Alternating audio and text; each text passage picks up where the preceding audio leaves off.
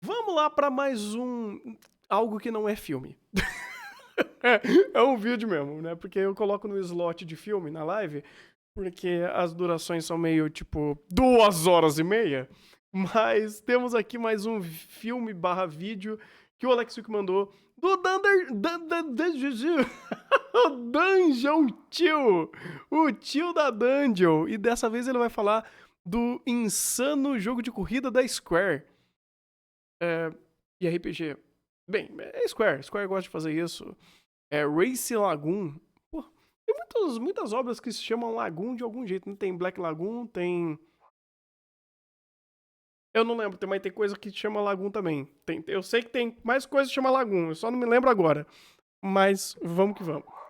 Flush with cash from the success of their Final Fantasy titles, Square just kind of pulled out all the stops. I don't think we've ever seen or will ever see again an era of the company where they so deliriously pursued and developed so many different types of games. Throughout the PlayStation era, they released traditional turn-based RPGs, action RPGs, roguelike dungeon crawlers, visual novels, fighting games, including one of the best weapons-based fighters ever, a horizontal shooter, and they even attempted to create a rival to Nintendo's kart racing games. They failed at that, by the way, but Chocobo Racing is still charming as hell. By 1999, they were masters of the PlayStation hardware, squeezing every drop of power they could out of Sony's console, and delivering some of the most jaw-droppingly gorgeous and exuberantly creative video games we had ever seen. It's hard now to reach back through the years and remember when Square was at the top of their game, seemingly infallible, sometimes making strange left turns and leaving gamers scratching their neckbeards with certain titles, but nevertheless delivering rich experiences that were, at the very least, worth drooling over in magazine ads and reviews. During the PlayStation era, there were only a few games that Square developed or published that never left Japan, with the biggest one being Racing Lagoon, a racing game crossed with an RPG and smothered in stylish layers of visual novel. It has a bizarre style, a funky jazz fusion soundtrack, a vibe like no other, and an absolutely insane storyline. But Racing Lagoon is more than just a gimmicky genre mashup, and it's more than just a quirky, kooky, Japan-only novelty. There are deeper themes beating at the heart of this little-known gem. A wistful, forlorn breeze blowing through its starlit streets, creeping into its reverent romanticism of youth and the late 80s, early 90s street racing subculture of Japan. It is melodramatic as hell, but it's so earnest in its portrayal of a yearning that I think we all sometimes... Para tudo. Isso é realmente Nietzsche com Jojo. É homens gostosos se agarrando em dramas mirabolantes com carro. Eu acho que a única coisa de Nietzsche que tem aqui é carro. Só, porque o resto é tudo Jojo. Fantástico. Feel this sense that there's something more to life than the daily routines that... Se bem que não, tem muita waifu por metro quadrado pra ser Jojo, então também não é Nietzsche com mulheres é um problema, mas enfim, a gente pula disso. We follow something frustratingly indefinable and out of reach to most of us. Racing Lagoon goes so over the top with its storytelling, dialogue, and angst-soaked monologues that it somehow manages to circle back and become simplistic and profound at times. And I was not prepared for that. So let's head back to 1999 and find out what it takes to become Yokohama's fastest legend in Racing Lagoon. Brabo. Não era um lendário 86 ali, né? Eu acho que não. Racing Lagoon was released on June 10th, 1999 for the PlayStation 1 exclusively in Japan. Though Square was a dominant third-party developer and publisher for Sony, and the PlayStation was home to several genre-defining racing games, Racing Lagoon wasn't considered for localization. There's not much info out there on why that is, but there were probably a number of factors working against Racing Lagoon. Keep in mind, this is all my own conjecture based on the facts I managed to dig up while researching for this video. First of all, Racing Lagoon's reviews weren't that great in Japan, with Famitsu PlayStation giving it a dismal 21 out of 40. The main Famitsu magazine was a bit kinder, scoring it a 26, but that was well below most of Square's other output at the time. There was also a lot of text to translate, not to mention there were some, let's just say, idiosyncrasies to its writing style in Japanese. Racing Lagoon incorporates its own style of language that the creators dubbed Lagoon Go. I'll talk more about that in a bit. But the last thing that may have contributed to Racing Lagoon not getting a Western release was the fact that the PlayStation 2 was just around the corner, And Square probably didn't want to take a gamble on a game that would take a long time to localize and wasn't all that well received to begin with. After playing the game, I kind of get why they didn't take the risk. But at the same time, I couldn't help but think as I was playing, man, I would have loved this as a kid. Racing Lagoon's production was headed by Square's resident weirdo, Akitoshi Kawazu, creator of the decidedly left-field Saga series. Even though the Saga games are mostly warmly received in Japan, they've been notoriously hit or miss in the West, which I feel is a huge shame, and a fundamental misjudgment on the part of reviewers and players. The Saga games borrow way more from Western CRPGs in terms of their open-ended structures than they do from the more story-focused nature of Japanese RPGs. Basically, if you go into a Saga game expecting Final Fantasy or Dragon Quest, you're going to be disappointed. And it's kind of frustrating when people just write them off without really even understanding what they're about. But that's a topic for another time. Maybe. So Kawazu was producer on Racing Lagoon. Motomo Toriyama wrote the scenario. He was event planner on Bahamut Lagoon. Could possibly be... Viu? Mais Lagoon. Eu sabia que tinha mais Lagoon. Eu falei ele de Black Lagoon. Tem o Racing Lagoon e o Bahamut Lagoon. Eu falei que tinha mais alguma coisa do tipo. Where the title similarities come from. He was also an event planner on Final Fantasy VII and the submarine chase section planner for that game. It's all falling into place. Other notable staff include composers Noriko Matsueda, who had previously composed tracks for Front Mission, Chrono Trigger, and Bahamut Lagoon, and Takehito Eguchi. These two seem to have formed something of a bond after working together on Racing Lagoon, because they went on to score The Bouncer and Final Fantasy X-2 together. They both then left Square in 2002 and were married in 2009. So, there you go. Racing Lagoon even started a marriage. You know, in some ways, it feels like Racing Lagoon was a game Square was destined to make. I mean, they had what could be considered their first hit back on the NES in 1987 with Rad Racer, known as Highway Star in Japan. Designed by Final Fantasy creator Hironobu Sakaguchi, with a soundtrack composed by Nobuo Uematsu, and programmed by Wunderkind Nasir Gabelli, Rad Racer was a huge hit internationally and an iconic racing game from the 8-bit... Pera, você tá me dizendo que essas lendas nasceram desse jogo de... Como é que é? Horizon Chasing? É o tipo do jogo, se eu não me engano. Eu acho que é Horizon Chasing. Tem um nome de um jogo com Horizon Chasing, mas eu acho que é o tipo de jogo de corrida desse tipo de jogo de corrida, né? Caraca, que foda! Console days. Sure, you can look at it now and balk at its simplicity, call it a poor Outrun clone, spit on it, kick dirt in its face, but there's no denying the game had an impact. And even if you've never played it, I'm sure you've probably heard of it. After Final Fantasy's success, though, Square just ran with RPGs for a while, and who can blame them? It was like printing money. But like I said in the beginning of the video, Square started to get adventurous on the PlayStation. They even came back to racing games with 1999's Chocobo Racing, which... Eu vou dizer uma heresia, vocês vão ficar tristes comigo, mas eu nunca joguei o Chocobo Racer. Nunca joguei Chocobo Racing, cara. Desculpa. Perdão. Eu joguei o Crash, Nitro Kart. Nitro Kart, não, é o Ai, como que é? O Crash Team Racing. Esse que é o primeiro. O Nitro Kart, se eu não me engano, é do PS2. Mas eu nunca joguei Chocobo Racer. O CTR. Isso. Inclusive, tem uma appeal muito forte aqui. Crash Team Racing é melhor. É melhor. Muito melhor do que Mario Kart.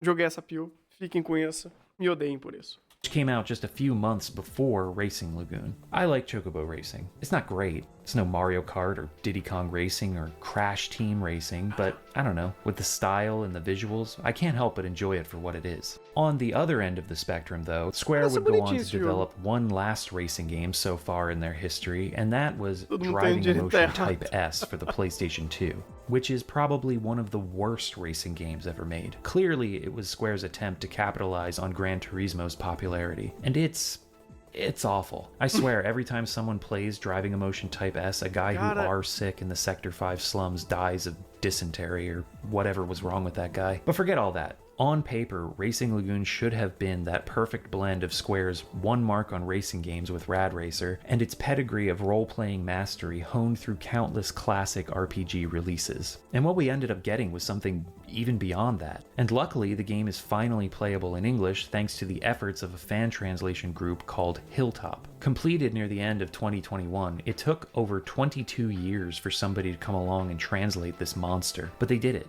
And they did an impeccable job. You can find a link to the patch in the description below. Aside from the middling reviews and voluminous amounts of text in the game, the other big reason I've seen in my research for Racing Lagoon never getting any sort of fan translation until very recently is the uniqueness of its Japanese script. The writing style here is strange, combining random English phrases, long contemplative exposition, and actual poetry. Japan has a long history of incorporating their own unique take on English into their media. Most of these are either grossly grammatically inaccurate or just complete and utter nonsense. 20万円参りましょう。Open the price. I mean, look at this notebook that I bought at a 100 yen shop. It is up to your passion and sense that it is not so to manage this notebook. It's almost an art form. I mentioned Lagoon Go earlier, and to break that down, Go, written with this kanji, means speech, word, or language in Japanese. Attach it to the end of a country or region name, and you've got the word for that language. Furansugo is French, Italiago is Italian, Eigo is English, and so on. So here, Lagoongo is Lagoongo, or the Lagoon language. This dialect, as you could refer to it, has been cited as one of the key difficulties in translating the game faithfully. Without it, Racing Lagoon loses much of its nuance and personality. It loses its soul. Lagoongo is as essential to this game's identity as its soundtrack and art direction. Aqui eu tenho uma sacada genial. Se meio que Lagoongo meio que é o próprio dialeto desse mundo criado e ele mistura japonês com inglês, como o inglês sendo suporte, se eles traduzissem para inglês, é só eles utilizarem o japonês como suporte. Genial! Resolvi o problema, olha só, tipo, de repente, tipo, você troca, sei lá, quando eles usam uma frase ali em japonês e joga uma fala em inglês no meio, você inverte isso. Você faz tudo sem inglês e uma fala em japonês ali. Tá tudo bem, ainda é muito anime. Few games that are so heavily reliant on the nuances of the language it incorporates to convey its themes and mood as Racing Lagoon is. Luckily, Hilltop have preserved all of this in their fan translation, and sprinkled in several 90s era English slang into the actual dialogue, so it all fits. I really can't stress enough how incredible their work is here. I'll give some more concrete examples of all of this as we dive into the game's story. Racing Lagoon is a very Japanese game. That may sound like an obvious statement, but there are a lot of cultural notions and modern historical events underpinning the context of its story. And I feel like if you're missing this stuff, you're kind of missing some of the game's purpose. And yeah, you could just enjoy it for what it is, a goofy, melodramatic tale of street racing. But for me, I've lived in Japan for over a decade, which I've mentioned in a few of my videos now. And as I was playing Racing Lagoon, I couldn't help but notice how these very Japanese cultural notions and modern historical events shaded the game's narrative, even acted as a foundation to a lot of what's going on here. But I really want to do this game justice and try to bring a lot of this stuff forward. We're still going to have fun and be silly at times, but hopefully you'll get a bit more out of the story by the end of this video, whether you've already played the game or have never touched it and are never going to. And hopefully, by the end, you'll understand why I thought it was necessary to spend so much time talking about a racing RPG. So anyway, let's dig in. Racing Lagoon starts with an intro cinematic, showing off its style and its jazz fusion soundtrack, lots of beauty shots of cars and racing through the night streets.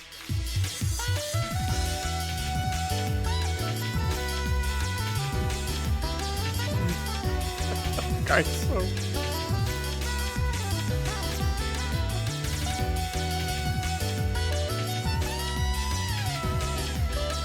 Dark Kart. Elden Kart.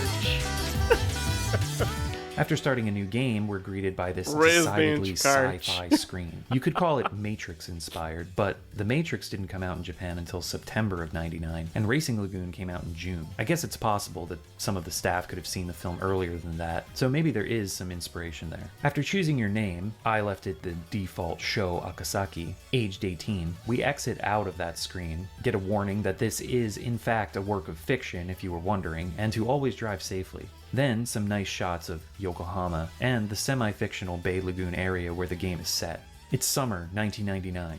The city is alive and sweltering with the bustle of life. The bright lights, the murmurs of crowds, as well as the growl of exhaust from racers trying to prove themselves on the sultry summer streets. According to the opening text crawl, 10 years ago, there was a driver who was considered the fastest in Yokohama. He was the only man to drive full throttle in 5th gear around the 3rd Keihin's Tama River corner. Sick. Apparently, everyone who saw the race said the same thing. Takumi. That guy. E o seu lendário is a 86. crazy driver. Crazy Taxi! Already, we're beginning to see the tone of this game shimmering through. And the opening lines are just incredible, as we spin zoom in on these two cartoonily proportioned CG characters.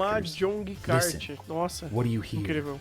The night is singing for us. Oh yes. This is Akira Tsujimoto and Makoto Sawaki of the Night Racers, a street racing team based in South Yokohama. They have some kind of conniption fit and fly falando, off cara, into isso é the de hoje air, com o only to Initial D. land a few feet ahead of themselves, demanding that o Bay Lagoon jeito que eles se Racing movem Team é get their fantástico. butts over here. And this rival racing team does just that, drifting into the pier area, pulling donuts, their leader, Iki Fujisaki, walking up like his hip joints are disconnected from his pelvis. What an entrance. The rest of the team pulls up behind, and out jumps our main character, Sho Akasaki. We then get our title card drop for the prologue, Night. The game is broken into several chapters called Nights, with some other subchapters scattered throughout. Kenzo, another member of Bay Lagoon Racing, talks about how tonight isn't a good night for a debut, and Sho has no clue what's going on.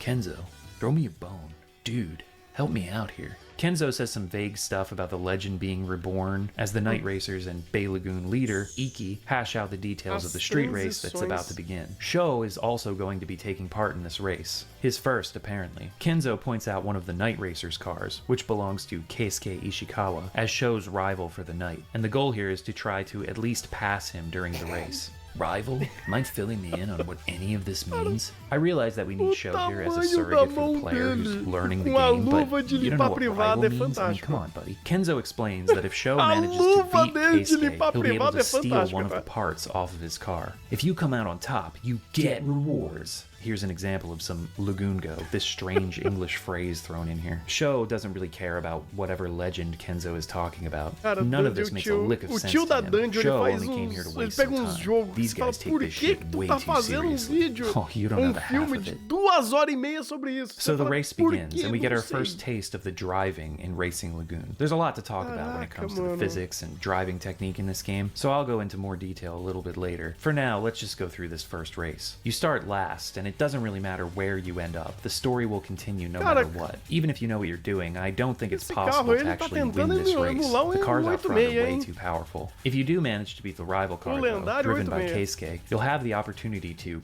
get rewards and steal one of his parts. I'll go into more detail about get rewards and upgrading your car when I talk about the driving. For now, the race ends, and Sho realizes that, hey, maybe there's more to this racing stuff than he at first thought. And he offers up this poetic monologue to describe the feeling, as you watch a replay of your most likely terrible driving. I Eu can't estou believe it. preparando My 2 hands are vídeos shaking sobre and I'm sweating técnicas. all over the wheel.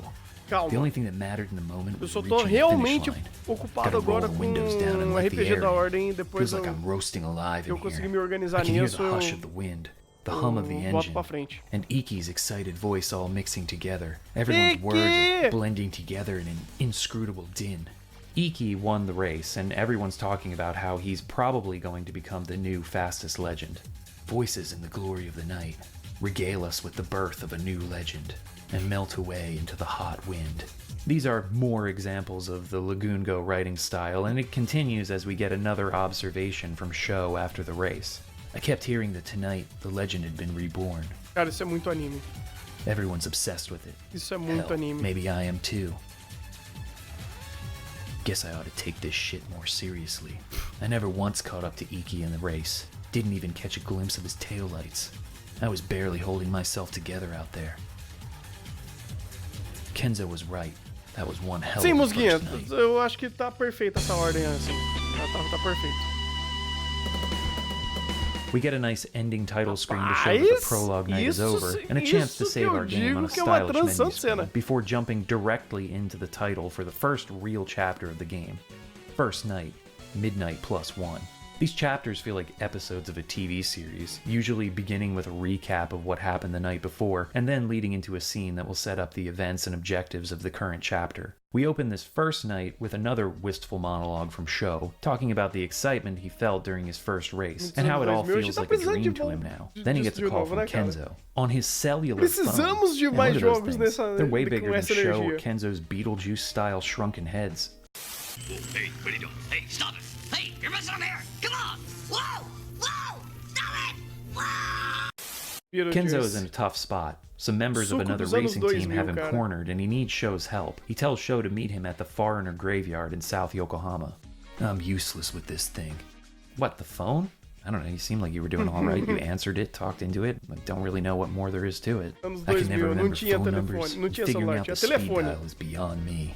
Well, just wait a few years and you won't have to worry about any of that anymore. As Sho is busy mumbling to himself, two cars pull up. What are you mumbling to yourself for? That's what I was saying. Esse cara é brabo, One is corre Keisuke, sem Sho's placa rival ainda, in the tá? race from the night before, and the Toma other is essa. Shinsuke, his younger brother. They're both looking for Iki, Bay Lagoon Racing's leader, and Sho gets a choice of what to say to them here. Piss off. You think I'd tell you two jag-offs?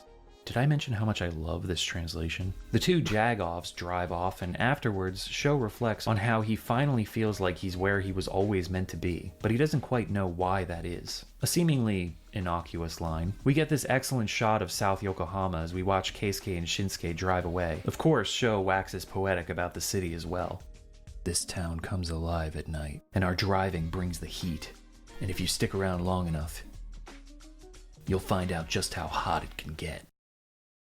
Sorry, I'm just speechless at how stupidly awesome that line is. At this point, we're introduced to the overworld of Racing Lagoon, which right now is limited to South Yokohama. The overworld traversal immediately reminded me of those little Micro Machines town playsets that were popular in the 80s and 90s. I remember the San Francisco-inspired one the most, with its facsimile of the Golden Gate Bridge. I think it even had an add-on airport runway, and you could fold the whole thing up into this little carry case. I used to play with that thing all the time, just pushing around these little cars, creating stories in my head about where they were going, giving each vehicle personalities. That's what driving around tiny scale Yokohama and Racing Lagoon feels like. Just going around in your little car, passing other little cars, stopping into shops and other areas, having conversations. It's really cool. Icons appear in places you can interact with. There's also an arrow above your car to keep track of yourself. These can be toggled on and off with the select button. You also have a mini-map in the corner of your screen with locations marked, but no place names, so the game wants you to drive around and get accustomed to the area. But this is immensely fun. Steering the car can be a bit weird in this sort of isometric view. For example, if you're watching your car drive down a street, you'll need to imagine that you're in the driver's seat and press left to turn right, and vice versa. But you get the hang of it, for the most part. You can also brake with the square button and reverse with triangle. My only gripe with driving around is that some streets are very narrow, and if you need to turn around, it can be a bit of a pain. Oh, just hold on a minute. Yep. No, I got this. Don't mind me as I make this 16-point turn. But other than that, the overworld is such a vibe. I loved tooling around this place. There are even little pedestrians walking around on the sidewalk. Look at that. What? That's amazing. This guy's moonwalking. Caraca, mano! The map here is based on the Naka Ward of the real-life city of Yokohama, Japan. It's not to scale. Some things are condensed or moved from other parts of the city, but it's pretty impressive. The Marine Tower is here, the Cosmic Big Wheel, based on the real-life Cosmic Clock 21 Ferris wheel, the red brick warehouses, Yamashita Park, Honmoku Wharf, Yokohama Stadium. If you've ever actually been to Yokohama and explored the city, you'll find a lot of familiar sights. To top all of this off, South Yokohama is only the first map that you'll explore throughout the game. There are several others, such as North Yokohama, the Keihin motorways, as well as a few others that should be saved for spoiler territory. It's a big isso na game, época lots to explore, and all of the exploration is helped out Street immensely View, by the absolutely ter incredible Google, soundtrack. Square has produced some of the greatest and most Google classic Maps. soundtracks to ever Incrível. grace video games, and Racing Lagoon is on par with any Final Fantasy game. The jazz fusion-inspired songs perfectly fit the mood and atmosphere of this game's world, providing a luxurious blanket of sound to wrap yourself in as you drive the overworld or fall into the game's story sequences.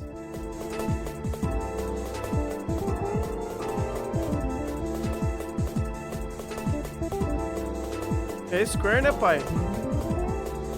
Square nunca deve com áudio. But this is a racing game at its heart, so it's not always Música. about chilling out in the hot summer streets of Yokohama. There are more industrial techno-inspired tracks for the actual racing. Não é Eurobeat, mas ainda é legal. Ainda é legal. Mysterious moments in the story call for more mystifying musical interludes.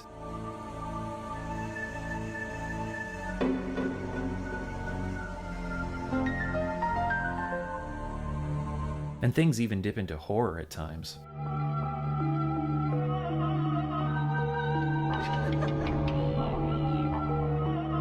Gente! The music is such a vital part of this experience, and it's just another showstopper from Squaresoft. An incredible piece of work. I'm listening to it right now as I write this script to keep myself in the mood of the game. It's so good. Racing Lagoon has such a distinctive look and feel, even among some of the more stylish games that graced the PlayStation and other consoles in the late 90s. I mean, it starts with the title screen. That logo and the music here are choice.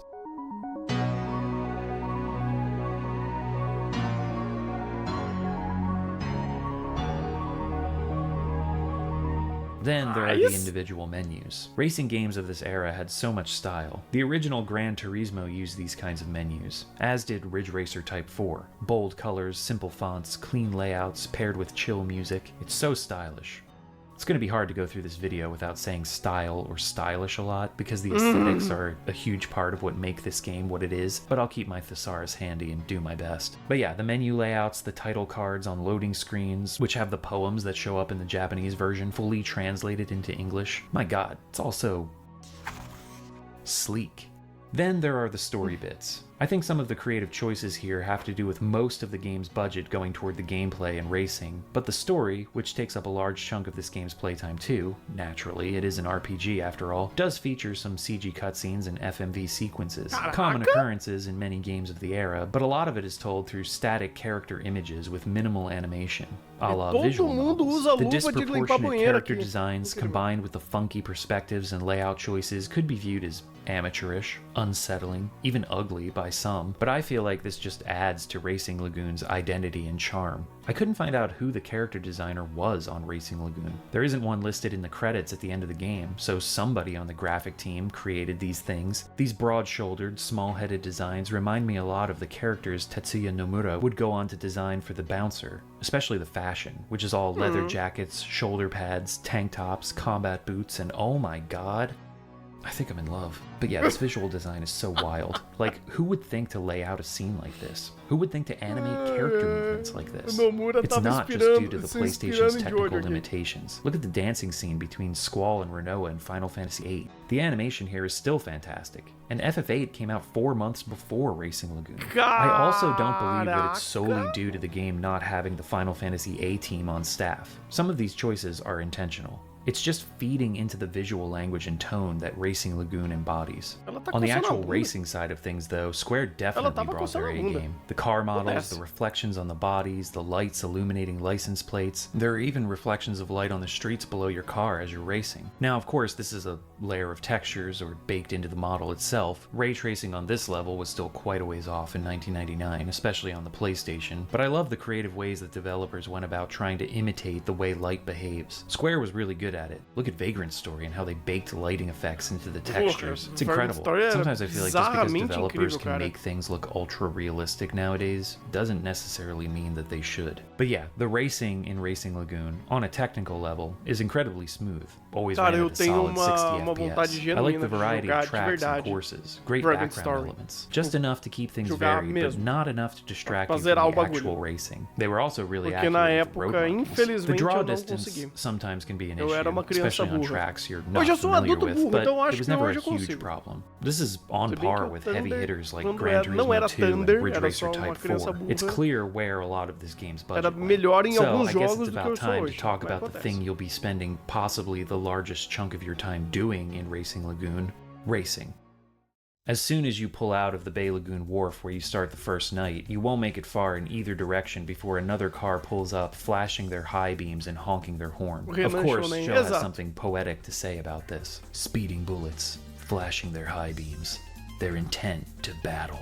We then get a quick in-game explanation of a bullet encounter, basically the combat in this racing RPG. The driver here is a side character, another member of the Night Racers, who's not as much of a dick as Keisuke and Shinsuke. He informs Sho that Keisuke was fighting with a Bay Lagoon racing chick by the Já tá Ferris aí. wheel at the edge of town. Calma, Sho só suspects foi that the 20 lady e in poucos question minutos, is são Yuka 2 horas e Suzuki. meia, Then we're então- thrust into our first battle. O que Now não I know falta é using the term tempo pra battle gente sounds very aproveitar o filme. RPG-ish, but let me give you some context. Street racers in Japan actually use the English term batoru for their races. Throughout the 80s and 90s, illegal street racing in Japan was on the rise, Cara, thanks in no não small tenho part to the increased nenhuma- production of nenhum relatively interesse em jogar low-cost, 100% highly do modifiable Celeste. sports cars, Mas introduced é by several Japanese baita de um jogo bom. manufacturers such as Honda, Nissan, Mazda, and Toyota, among others. Late at night, the scream of engines could be heard echoing along the Shutoko Expressway in Tokyo, and on the Keihin that connects Tokyo and Yokohama, as well as piers and closed-down industrial areas. Out in the countryside, tollgate or mountain road racing was all the rage. That side of the street racing scene is depicted most famously in the manga and anime Initial D, which was based partially on creator Shuichi Shigeno's experiences owning an AE86 Toyota Sprinter Trueno. And hey, what do you know?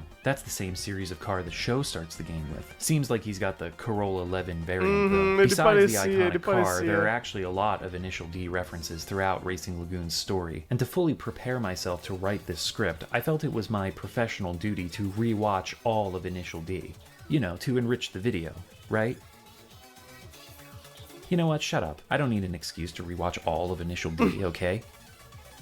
Eu acho que eu preciso de uma boa desculpa Anyway, the pra battles. ver It's just kind of a lucky Initial D. coincidence that the terminology fits both with Japanese street racing and RPGs, something that definitely was not lost on the developers. When you enter a bullet Desculpa, encounter, cara. battle, race, Gostar whatever you want to call hoje it, de you'll get Initial that familiar D. Squaresoft screen Só tem transition alguns and be bons sent to a motivos pra street isso. course. The load Ou times você here gosta can be a bit muito long, but de that's just something you're gonna have to get Eurobeat. used to. Would be nice if this game É got bem a proper razoável isso. re-release or remaster to hurry up Você these é load times, but if you're playing the fã fan de translation on an verdade de emulator, you Initial can just bind the fast D, forward tem button. uma There are memória many muscular courses or track baixa do layouts anime. throughout the game, small stretches of road, loops, Isso, highways, porque, cara, even a couple of actual racing circuits. sinceramente, eu não Which one consigo you race on indicar Initial depends D pra where ninguém, on the cara. overworld map you are when Eu you acho enter mais the fácil encounter, as well indicar as what direction you're corte facing, because you can race de most Initial of these D. courses in reverse Sei lá, deve ter configuration alguém as well. que fez. For the Não majority tem of the pessoal street que race faz courses, aqueles which make up compilado de almost all Naruto. of the encounters, Que é it's a o point A to point B Naruto- race with your Ai, qual que era o opponent. nome With the daquele default negócio? controls, X Que eles is tiram os accelerate, filler. square is brake, circle is handbrake, Se eles fizessem isso triangle com Initial changes D, your view seria- from chase cam to Uau! bumper view, with a little rear view mirror at the Incrível. top to keep track of your opponents, and L2 and R2 shift up and down, but you need to actually install a manual transmission on your car for that. By default, Sho's 86 is equipped with an automatic transmission, A musiquinha which is assim, eu not posso accurate. tentar The Toyota dar uma olhada Sprinter had a no manual lado B, transmission, mas but this is most likely a deixa concession for chegar lá. players unfamiliar with racing games. After a countdown, the race will begin from a standing start, and once things are underway, you'll learn very quickly that the physics of Racing Lagoon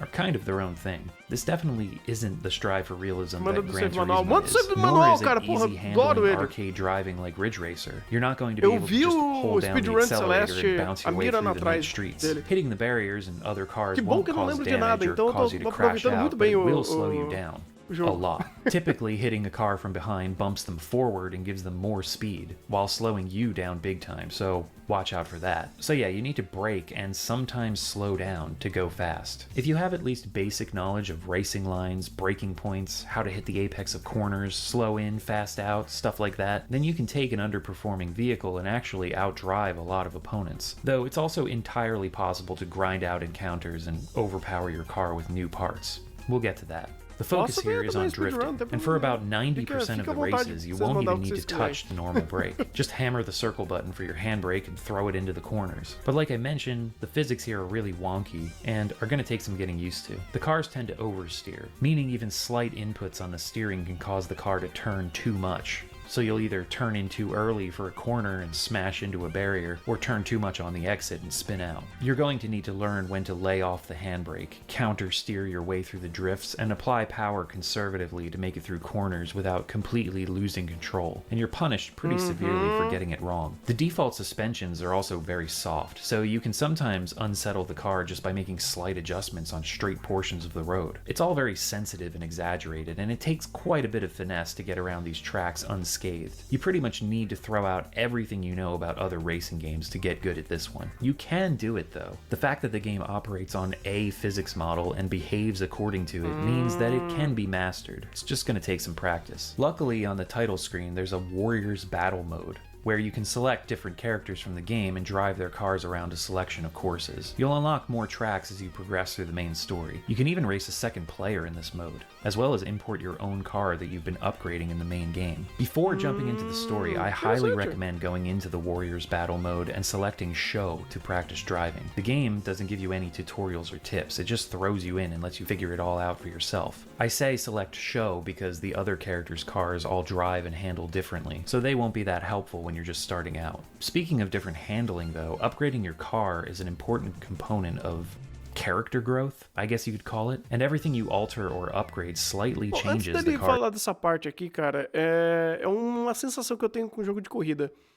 Ou ele tem que ir pra um lado muito simulador, tipo um Gran Turismo da vida, ou Forza, se eu não me engano, Forza é bem nisso daí também, ou ele vai pro modo zaralho. Quando ele vai pro modo zaralho, aí ele faz uma coisa própria e ele pode te dar formas de zaralhar a corrida.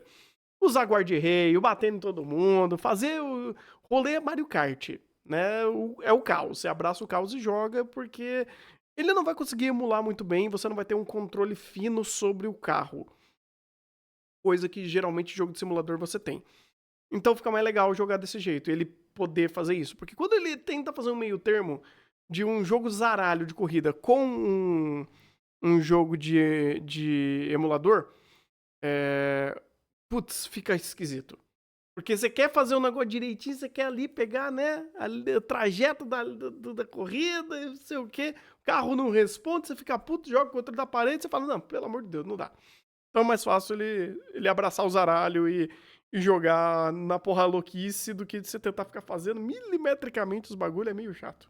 Handling. Square was pretty nuanced with how different parts change the way the car behaves, and upgrades are mandatory to actually being able to complete the game. Just like any RPG, if you fall behind the power curve, you're gonna have a bad time. And because it's racing, it's not like you can do a level 1 run. If you don't upgrade your car, you're just gonna be left in the dust no matter how good you are at manhandling the game's vehicles. I'm going into a lot of detail about the driving right now because the truth is, you really need to like racing games in order to make it through Racing Lagoon. That may sound like a no-brainer statement, but I've seen a lot of posts about this game where people talk about liking it for its style and storytelling and just the idea of it. I mean, look at it, just wow, a racing RPG. Man, that sounds so cool. But then they start playing it and realize, wait a minute, I have to actually race? Yeah, buddy. Just like any RPG, yeah, you'll spend a large chunk of your time getting story dropped on you, traversing an overworld, visiting shops and other locations, but like half your playtime or more in most RPGs is spent battling, and in this game's case, that means racing. On the other hand, though, I do get it if you like racing games but can't wrap your head around Racing Lagoon's wonky handling. Fair enough. Like I said before, it's very much its own thing. It's like Racing Lagoon takes place in this weird alternate reality where car physics just work this way. In fact, maybe that's a better way of thinking about it to help you find some enjoyment. Anyway, participating in a battle gains you 1 experience point for each of the 3 main units of your vehicle. Racing Lagoon simplifies its cars into an engine, a chassis, and a body. And notice I said participating in a battle, not winning. Even if you lose the race, you'll still gain 1 experience point for each of your car's units. Gaining enough experience will level up the units, and they all have slightly different thresholds for growth. At certain levels, you'll also unlock more slots on each vehicle that can be equipped with parts, allowing you to add more to your car and make it more powerful or easy to handle or just make it look cooler. However, if you win the battle, you're given the opportunity to get rewards. Steal something off of your opponent's ride. You can steal their parts or or their units, gaining new engines, chassis, and bodies, completely changing the look of your vehicle. Stealing parts costs reward points though, or RP, which are only gained when you win a race. This system limits you somewhat from just going ham and stealing whatever you want, though you can easily just grind races for RP and experience points. You can also give your opponents a handicap by letting them go first and waiting a few seconds before starting yourself. This adds a bonus to your RP when you win based on the amount of handicap you gave them. If you lose though, you gain nothing, of course. There are other ways to earn RP in the game as well. Anyway, all of this sounds very forgiving, especially for losing, but here's the rub. If you lose, there's a chance your opponent will get rewards and be able to steal one of your parts. It doesn't always happen, but it happens often enough that you're going to want to win every race. Otherwise, you're just going to lose parts on your car and never gain enough RP to reap the get rewards when you win. As mentioned, rather poetically in the battle tutorial, other cars drive around flashing their high beams on the streets. Running into them initiates a race. Square didn't have licenses to any car manufacturers, but a lot of the cars are clearly recognizable and have real-world counterparts. Mazda RX-7s, Nissan Silvias, Honda Civics, and so on. You can avoid other drivers if you don't feel like racing, and you can also flash your own high beams by pressing R1. This will initiate a race with any other vehicle on the road. That includes trucks and city buses. And yes, you can steal a city bus's body and drive it around and race with it too. It's ridiculous. Incrível. Incrível. Muito bom jogo. Excelente. Actually, a few of the cars that drive around not trying to initiate a race have some really good Da hora. parts. So if you see a vehicle that Quero looks a bit fazer o out of desafio place de just zerar com puttering busão. around, you should try racing it. You never know what goodies you'll Você find. não vê There are more absolutamente nada. intricacies Você não to vê your car's pista. components and a story moment where all of this Mas gets você tem um explained. busão, So foda-se. I'll wait Vai until then to go fazer into more details. drift After com this busão. tutorial Da hora. race, win or lose, you'll now be able to explore South Yokohama at your leisure. The two main spots we need to visit to advance the story are the Cosmic Big Wheel tem um and the Subaru? Gaikokujin Graveyard. But before that, we should hit up the gas station mileage for Envenenado, good old tudo tunado, GS. foda-se, irmão. Tem um busão. Here we meet Você Kyoji ficar Namba, na the current frente, eu second do in lado, eu command vou of the passar aí por Beilein racing cima, team. rapaz. Many of the crew members at one point worked at this gas station in South Yokohama, but now only Kyoji remains. Gas stations are Racing Lagoon's save points, and Kyoji points out how GS is an abbreviation for both game save and gas station. Racing Lagoon loves its little initialisms, and yes, the gas station where many of the characters in Initial D worked had it written on the sign too. Of course. Anyway, there's a gas station on almost every map in the game, and you'll also be given the chance to save your game in between chapters and during special events. Now that we know how to save our game, there are several other spots to check out in South Yokohama. Some of them aren't fully unlocked yet, like Chinatown, which is the home base for another South Yokohama-based racing team, the Motomachi Queens, as well as Honmoku Wharf, home to the Night Racers, who have such a smooth-sounding BGM, and everyone's bumping to it.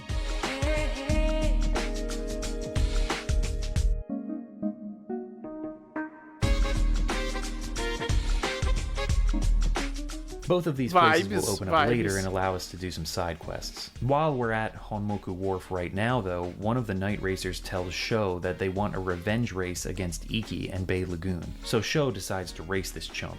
Ooh, hoochie mama. Honmoku Circuit sucks. Lots of sharp hairpins and corners with big runoffs that can lead you right into walls. Took me until like the end of the game to figure out how to drive this one correctly, but I managed to beat the rival in this race at least. Toon Shop Spencer is a shop, as the name implies. Besides RP, you've also got yen to use as currency, which can be gained by selling parts you don't need and winning certain special races that will pop up throughout the game. Here at Spencer's, you can also check out the tuning tutorial where Iki, the Bay Lagoon racing leader, will give you a rundown on how to tune up your car. His tutorial here is full of plenty of RPG terminology to make things more digestible. We've even got a few Squaresoft references thrown in for good measure. Remember junctioning magic with Guardian Force and FF8? My favorite GF is Bahamut, in case you're wondering. Man, Square really loved those abbreviations back in the day, didn't they? Like I mentioned earlier, your car has 3 different units. The engine is like your power stat, and gives you a baseline of power and torque. Adding different parts in the engine slots will alter those numbers. The chassis is like the agility stat. Chassis also come in different drivetrains, just like real cars. Front engine, front wheel drive, front engine, rear wheel drive, mid-engine, rear wheel drive, rear engine, rear wheel, and 4-wheel drive. Different chassis all affect the cornering maneuvering ability and handling characteristics of the car. But you need to have the right body type for each chassis, and you can modify your car's body to fit different drivetrains at Muraoka's body shop, run by Old Man Muraoka. He doesn't like that we always call him Pops, but he doesn't realize that we do it out of R. The highest honor we can bestow. Respect. I love this game. Anyway, back to Iki's tutorial. On the body menu, you'll get a base measurement of front and rear downforce. Downforce affects overall speed and cornering ability. It's all very in-depth if you want to get into it, but for non-gearheads, the main stats you'll want to keep track of are the power and weight. You can see this at any time on the machine menu, and it will pop up before races when your car and your opponent's car's stats are displayed. Basically, you want as much power as you can get. Big number, go fast. The weight of your car will affect its acceleration and handling. Obviously, a heavier car will feel more sluggish, even with a lot of power. Then there's the PWR ratio at the bottom. You want this number to go down.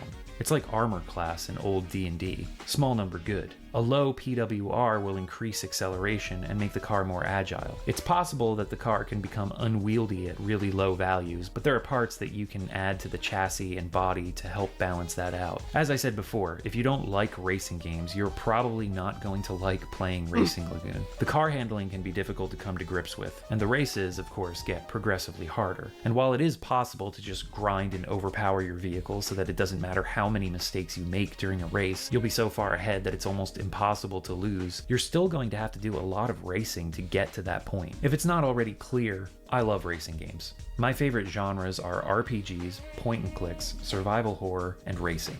One of those things is not like the other, but I can't help it. I'm a virtual gearhead. I fell in love with the genre on the Super Nintendo, playing Top Gear at my friend's house. We used to spend the weekends racing through all the championships on that game. When Gran Turismo came out, I was obsessed with learning everything the license tests had to teach, as well as collecting every car. Ridge Racer Type 4, which I've mentioned several times already in this video, is one of my favorite games on the PlayStation. You want to talk stylish, man. RR Type 4 is beautiful, with a fantastic soundtrack. And it's even got story elements to it. Crash CTR, talvez? I also watch motorsport regularly. GT World Challenge, the 24-hour series, Formula 1. I love all that shit. Now, do you need to be that into racing to enjoy Racing Lagoon? No. But it helps. Back to the streets of Yokohama, Wakaba Bank can help you gain more RP by investing in either the bank's race car or in your own win-to-loss ratio, which is tracked on the pause menu.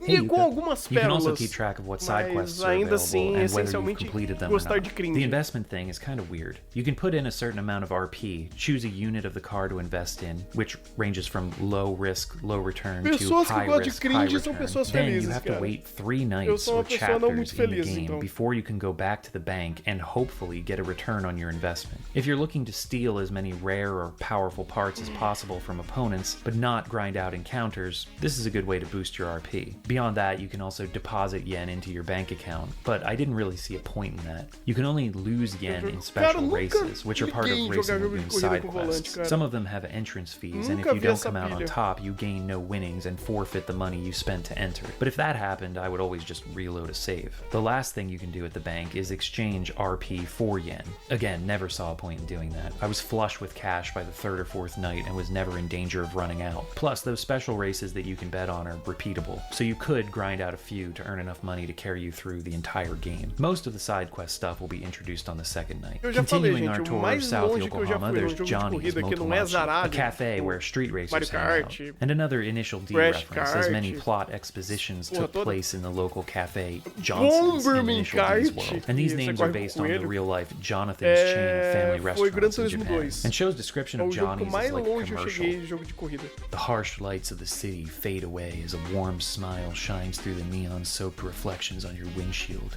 We all gotta unwind sometime. They serve basic-ass coffee and basic-ass grub. Okay, well, never mind about the commercial thing. The waitress informs Sho that the only night racer who's been around is Makoto, but he left in a hurry because that one girl is off tonight. We'll meet her later. Johnny's isn't a mandatory stop on most nights throughout the game, but flavor text and character dialogue changes as the story progresses, so it's always cool to drop in here and chill out for a bit. Anyway, we better go check on Kenzo at the Gaikokujin graveyard. He's being hassled by a couple of night racers. They want Kenzo to call Iki and tell him that he wouldn't want anything to happen to Yuka, would he? Sho, shows up, and you actually get a choice to help Kenzo or just leave it be. These kinds of events and decisions will pop up throughout the game, and they're actually essential to unlocking some things at the end. So Sho jumps in. Kenzo and Sho are chased by the night racers down Graveyard Street through this neighborhood where I made this crazy turn that I have no idea how I survived.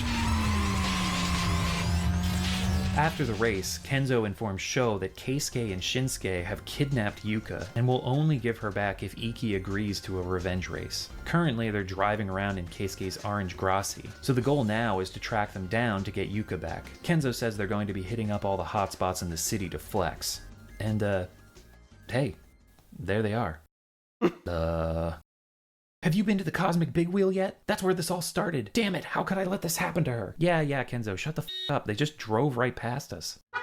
Now, Sho needs to drive around the city trying to track down Keisuke and Shinsuke when we could have caught them right away if Kenzo wasn't so busy running his big mouth. At Cosmic Big Wheel, Sho finds Yuka's car in the parking lot and reminisces about his meeting with her when he first joined the team. Sho, we're finally BLR buddies. Eu acho que alguém precisa fazer cosplay desse cara aí is amazing. The night atmosphere, the hazy neon from the Ferris wheel, Yuka's hair, Jesus. And this gold saucer date theme-esque track in the background. It's vibes, man. You're going to speed past me in no time. Meu Deus. Why are people so hung up on speed anyways? Oh please, don't pretend like you don't know. You know that weird flickering you see on asphalt on hot days? You mean a mirage? Yeah, I try to catch up to them, getting closer and closer, till it's so close I feel like I can reach out and touch it. That's when I hit the gas hard, but I can never reach it. It just fades away, because it was only an illusion. So, if I kept getting faster, you think I could catch it someday? No, Sho, you idiot. That's not how optical phenomena work. Convection causes variations in the temperature of the air, creating a gradient in the refractive index. Yeah, you're gonna vroom right past my micro GT and disappear into the horizon. Hey, Sho, if you ever reach that speed, you gotta take me with you. I want to see it. The other side of the mirage. And if my bit of scientific fact didn't already kill the moment, Sho goes ahead and puts it out of its misery. I might lose interest in racing in a week. Sho, you are such a Casanova. Makoto, the night racer's second in command, is hanging out near the stadium, and when Sho confronts him about Yuka's kidnapping, he tells Sho that the night racers fell apart when Akira, their leader, lost to Iki the night before. He's also pretty upset himself about Keisuke's stunt. So after tooling around the city for a while, Sho finally tracks down the orange Grassi, and they've actually got Yuka tied up in the back. What the hell? To rescue her, Sho of course needs to race against the Ishikawa brothers. Just as he catches up with them, Makoto appears, easily overtaking both cars. And afterwards, Makoto beats up Keisuke and Shinsuke, and Yuka is safely returned. A happy ending for this moronic turn of events. Yeah, tell me about it. Our first night ends in the early morning hours with Sho driving Yuka back to her car. She's never this quiet. I think she's asleep, dude. Sucubus, véi. Felt so good just to hear her say. Me venderam que sucubus não é uma coisa. I have to put these feelings aside. Assim, é ruim o pós, mas o durante I gotta não é just ruim. stamp those out. The second night begins with another monologue from Sho, reflecting on the events of the previous chapter and coming to the conclusion that the night racers need a tighter leash on the twin turd bros. Got him. Their felony kidnapping prank got Iki's attention though, and he and Akira are going to have their revenge race. But before that, Makoto has selected Sho as his rival, which Sho finds strange. Makoto is the second in command of the night racers, so Kyoji from BLR should be his rival. We then get another excellent flyby of tiny Yokohama. I can't help but mention these every time because they look so awesome. Porque esse Tofendal é justamente uma crítica a esse tipo de pilantra. This city is one big prison. Inmates eye each other greedily. Sho's description of the city here is almost dystopian. Isso Remember realmente this um ominous pesadelo. shade. We'll come back to it later. Tonight, there's only 3 hours until the race, and this is the first, and really the only chapter in the game that has a timer on it, though you can't actually see how much time you have left. It's just that at a certain point during the night, this revenge race is going to start, and you'll have to go back to the Bay Lagoon Wharf to initiate it. Attempting to visit most other locations in the city after the invisible time limit has passed will have Sho say to himself, gotta get to the race. I feel like it was a strange strange choice on the part of the developers to throw something like this out so early in the game, while most players are likely still getting used to the gameplay loop, especially since tonight is the first night where you can compete in unofficial races, or UORs as the game likes to abbreviate them. So let's talk about Racing Lagoon's side quests. After Show's opening speech, another driver will pull into the parking lot at Bay Lagoon Wharf, introducing herself as Nanako Aoyama. Oh my god, I need sunglasses to look at that outfit. Nanako is the ex-leader of the Yokosuka Black Knights, who now hosts unofficial races. As we progress through the game, we'll meet several other characters in different locations who also host unofficial races. Each of these typically have a different power, drivetrain, or weight requirement, and they're not all focused on street racing. There are also drag races, chicken races, where two cars race to the end of a pier and need to stop as close to the end of it as possible without falling into the water, as well as rally events and obstacle courses. Winning these typically earns you large amounts of RP, much more than regular encounters, and also rare parts for your vehicle. Some of the most powerful parts in the game can only be attained through UORs, plus many of them add a bit of variety to the street racing that you'll spend most of your time doing. The characters who offer UORs usually have small storylines associated with them. Not all of these side characters have a relation to the main story, but they help broaden the scope of the world, and there are moments of character drama and growth if you follow through and complete most of the races they offer. I briefly mentioned special races earlier as well. These are either organized events that you can enter for a fee, or there will be moments when you visit a location and someone will pull up and challenge Show to a race. You have the option to turn down these challenges, but honestly, you want to take on as many of them as you can. For one thing, the races with entrance fees offer cash prizes, so there's that, as well as rare parts, but also the game has a hidden title points system related to these special events that it's tallying up in the background. You can see what title you currently have at any point throughout the game by visiting the Ancient Bay, an old port area in South Yokohama. A voice will speak to Show there. Someone's calling to me, a traveler lost in time. Who are you? At this early point in the story, Show is an unknown racer, or so he's been told. On the last night, you need to achieve a certain title to be able to enter the endgame. Now, I don't believe there's any way to soft lock yourself. Some special events are permanently missable, but enough of them stay open that you can go around on the final night and earn enough points to achieve the title you need to finish the game. The long and short of it is, if someone rolls up and challenges you to a race, or calls for your help, or asks if you want to pay to enter a race, it's better to just do it. Before the revenge race, Show pops into Johnny's again, and we meet Yoko Miharu, just sliding into the scene like she's on rollerblades. She knows about Show's showdown with Makoto, so she offers to buy him dinner and have a chat. She says that Show absolutely has to win the race tonight. Makoto keeps hounding her for a date, so she made up a rule that she only dates guys with a 10-0 win record. Unfortunately, he's already at 9-0. He's also sent her a love letter. Hey babe, even when I'm the fastest champ in Yokohama, I'll still be thinking about you. Let's pretend we never had this conversation. Yoko shouts for Show not to just walk out on a lady in distress, but he's gone. However, Yoko is off work, and if we stalk her through the city, we'll see that she heads to Chinatown. Here we find out that she's a member of the Motomachi Queens, an all-female racing team who spend their nights darting through the sharp turns and tight streets here. Another set of unofficial races are on offer, and these are tricky. You need to brake pretty early to get the turns right. If you make it through the first 3 rounds and beat Yoko, the Queen's leader, Yui Tachikawa, arrives and challenges Show. She's incredibly fast, and I couldn't beat her, at least at this point in the story. With all of that out of the way, you can head to Bay Lagoon Wharf or keep driving around until Show won't enter any more locations. At the wharf, everyone's raring for the revenge race to begin, but as they make preparations, Show decides to take a walk and ends up at the port where the Hikawamaru 2 cruise ship is docked. He feels inexplicably drawn to this place, and leaning against the railing here, seemingly waiting for him, is a woman in an orange outfit, spinning around in the lights from the cruise ship, dazzling Show with her wide shoulder pads. This is Aoi Kawashima. She already knows Show's name and tells him that they were destined to meet, but then she comes clean and says she heard about him from Iki, her boyfriend, who apparently told her that he feels like Show has more potential than even himself. They share a moment, staring out over the bay, musing about the city. I have to ask myself which city is real, the one in the sky or the one in the sea. When we dream and when we wake, it's as if we step out from one and step into the other. Well, that's easy. Throw a rock into the water and the city of the sea is no more. You are a rock in the water, Show. Nah, but that fragility makes it all the more beautiful. And then again, reality can be shattered just as easily as the water's surface. I think I prefer the city and the sea. Do I need to say it? I don't know. Should I flash my headlights? This conversation is important. Anyway, the revenge race is about to start, and we get some nice CG to kick things off.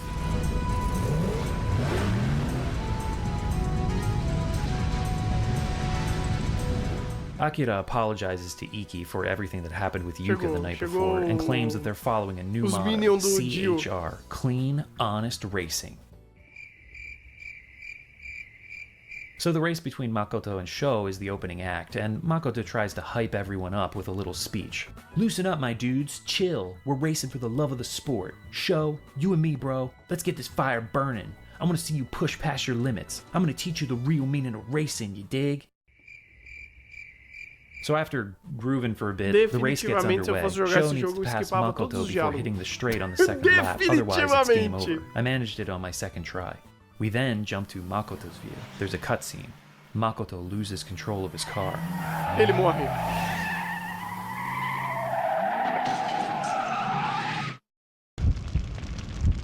E ele morre.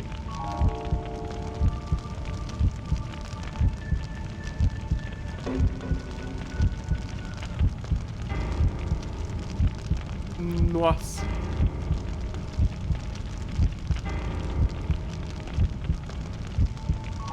Alguém chama a ambulância.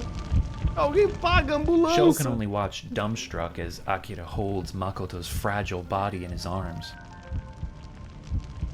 The world turns black, and when Sho snaps out of it, he's at the hospital. He has no idea how they all got here. We hear this disturbing song with a woman's laughter.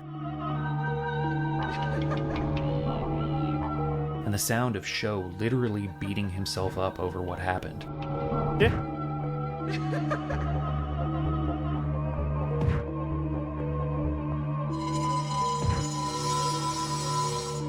Ele tá batendo em alguém. Sho blames himself for the accident, sees distorted images of Makoto's body lying on the road. In a flashback, we see that Sho was actually the first one to get to Makoto after the crash. Before fading into unconsciousness, Makoto tells Sho that he's going to be the one to become the new fastest legend. Que tipo de droga estragada estão usando aqui?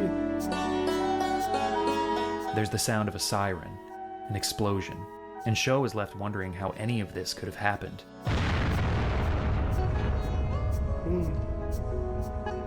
Where was that verve for racing? That reverence of the night? Everything changed in an instant. A rock shattering the surface of reality. Of course, in hindsight, it's easy to see the heavy foreshadowing toward this event. Maybe it wasn't clear that someone was going to crash out, a kid was going to wind up on the pavement in the hospital fighting for his life, but something bad was going to happen. Beyond the more on-the-nose conversations, though, there are other clues Racing Lagoon gives that there's darkness bubbling just beneath the surface of its smooth jazz and neon-lit cityscape. I detailed Sho's desolate view of the city in the beginning of Night 2, but as you were exploring on the first night, taking in the charm of the Micro Machine-esque playground and the lightheartedness of the cheesy banter, you may have stopped by the Red Renga, or Red Brick Warehouse, another real location in Yokohama, which nowadays hosts several shops and restaurants and is a big spot for events, such as car shows. But the current iteration of Red Renga didn't open until 2002, and in 1999, as Sho comments, it's under redevelopment, being converted from old warehouses to the modern shopping and entertainment destination it is today. In the world of Racing Lagoon, there are shady happenings going on there. Foggy streets, darkened buildings, black limousines parked outside.